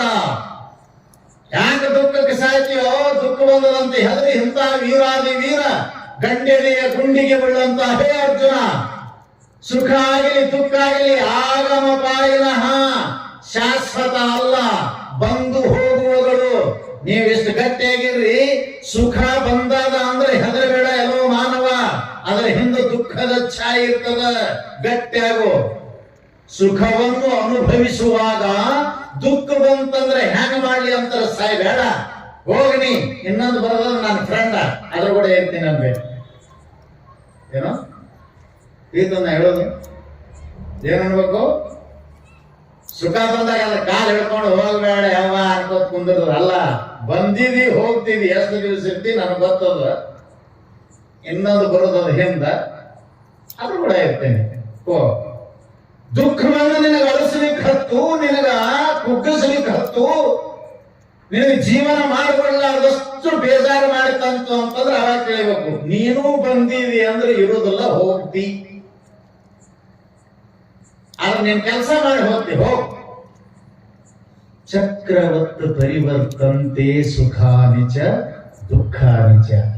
ಜಾತ್ರೆಗೆ ಹಾಕಿದ ತೊಟ್ಲಿದ್ದಂಗಿಲ್ಲ, ನಾಳೆ ಬರ್ತಾವ ನೋಡು.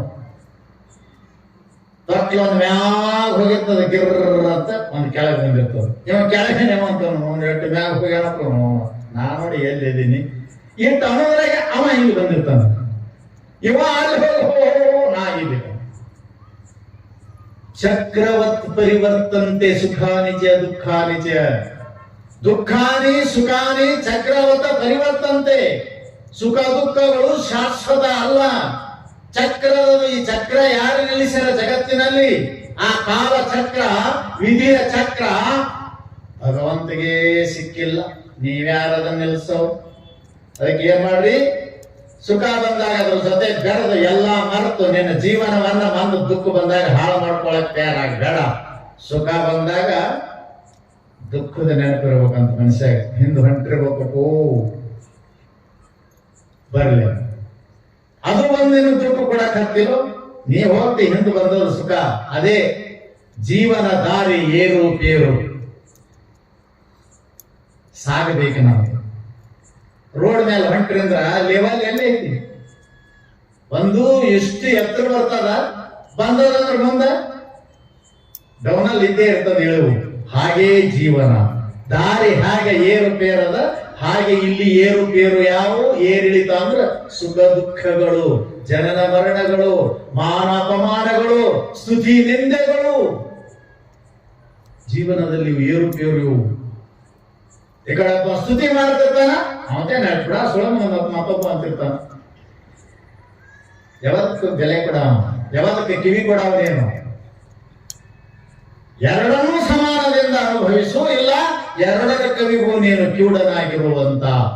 ಜೀವನದ ದಾರಿ ಏರುಪೇರು ಏನಂದ್ರೆ ಬಡತನ ಶ್ರೀಮಂತಿಕೆ, ಸ್ತುತಿ ನಿಂದೆಗಳು, ಸುಖ ದುಃಖಗಳು. ಇವೇ ಜೀವನದಲ್ಲಿ. ಇವು ಬಂದಾಗ ಅದರ ಜೊತೆ ಅಡಾಪ್ಟ್ ಆಗಿ ಸಾಯಕ್ ಹೋಗಬೇಡ.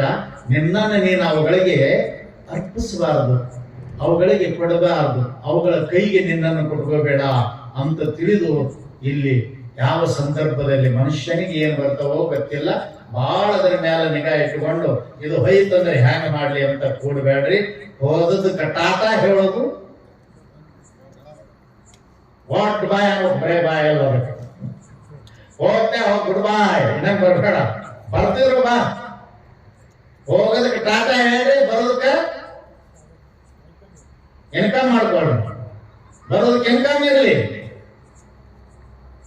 ವೆಲ್ಕಮ್ ವೆಲ್ಕಮ್ ಮಾಡ್ಕೊಳ್ಳಿ. ಬರೋದಕ್ಕ ಅದು ಸುಖ ಇರ್ಲಿ, ದುಃಖ ಇರ್ಲಿ, ವೆಲ್ಕಮ್ ಇರ್ಲಿ, ಹೋಗೋದಕ್ಕೆ ಟಾಟಾ ಇರ್ಲಿ. ಜೀವನ ಯಾವಾಗಲೂ ಸತ್ತುಳಿತನ, ಅದು ಜೀವನದ ಕಲೆ, ಇದು ಬದುಕುವ ಕಲೆ. ಅದರೊಳಗೆ ಸೇರಿಕೊಂಡು ನುರಿತು ಸಣ್ಣಾಗಿ ಮಣ್ಣಾಗಿ ಹೋಗುವುದು ಅಲ್ಲ. ಅದಕ್ಕಾಗಿ ಇಲ್ಲಿ ಏನ್ ಹೇಳ್ತಾ ಇದ್ದಾರೆ ಅಂತ ಕೇಳಿದ್ರೆ, ಏನ್ ಬರ್ತದ ಬಂದದ್ದನ್ನ ನೀನು ಅನುಭವಿಸಲಿಕ್ಕೆ ಸಿದ್ಧನಾಗು. ಸೃಷ್ಟಿ ಸ್ಥಿತಿಗೆಯ ಲಯ ಕರ್ತೃಗಳ ಪರಿಸ್ಥಿತಿನೇ ವಿಧಿಯ ನಿರ್ಮಾಣದಲ್ಲಿ ಹಾಗಾಗಿದೆ ಅಂದ್ರೆ ಇನ್ನುಳಿದವರ ಪಾಡೇನು. ಅದಕ್ಕೆ ನೀನು ಬೆನ್ನು ಬೀಳಬೇಡ, ಎದಿ ಕೊಡು, ಬೆನ್ನು ಕೊಡಬೇಡ, ನೀನು ಶೂರನಾಗು, ಹೇಡಿಯಾಗಬೇಡ ಅಂತ ಇಲ್ಲಿ ನಿರೂಪಣೆ ಮಾಡಿದ್ದಾರೆ. ಅಂತ ಯಾವ ಜೀವನದಲ್ಲಿ ಬರತಕ್ಕಂತ ಸಮಸ್ತ ಸುಖ ದುಃಖಗಳನ್ನ ಸಮಾನ ರೀತಿಯಾಗಿ ಎದುರಿಸತಕ್ಕಂತ ಸದ್ಬುದ್ಧಿ ಸದ್ಗುರುಗಳು ಕರುಣಿಸಲಿ ಅಂತ ಹೇಳಿ ನನ್ನ ವಾಣಿಗೆ ವಿರಾಮ ಮಾಡ್ತಾ ಇದ್ದೇನೆ. ಹರಿ ಓಂ ತತ್ಸತ್.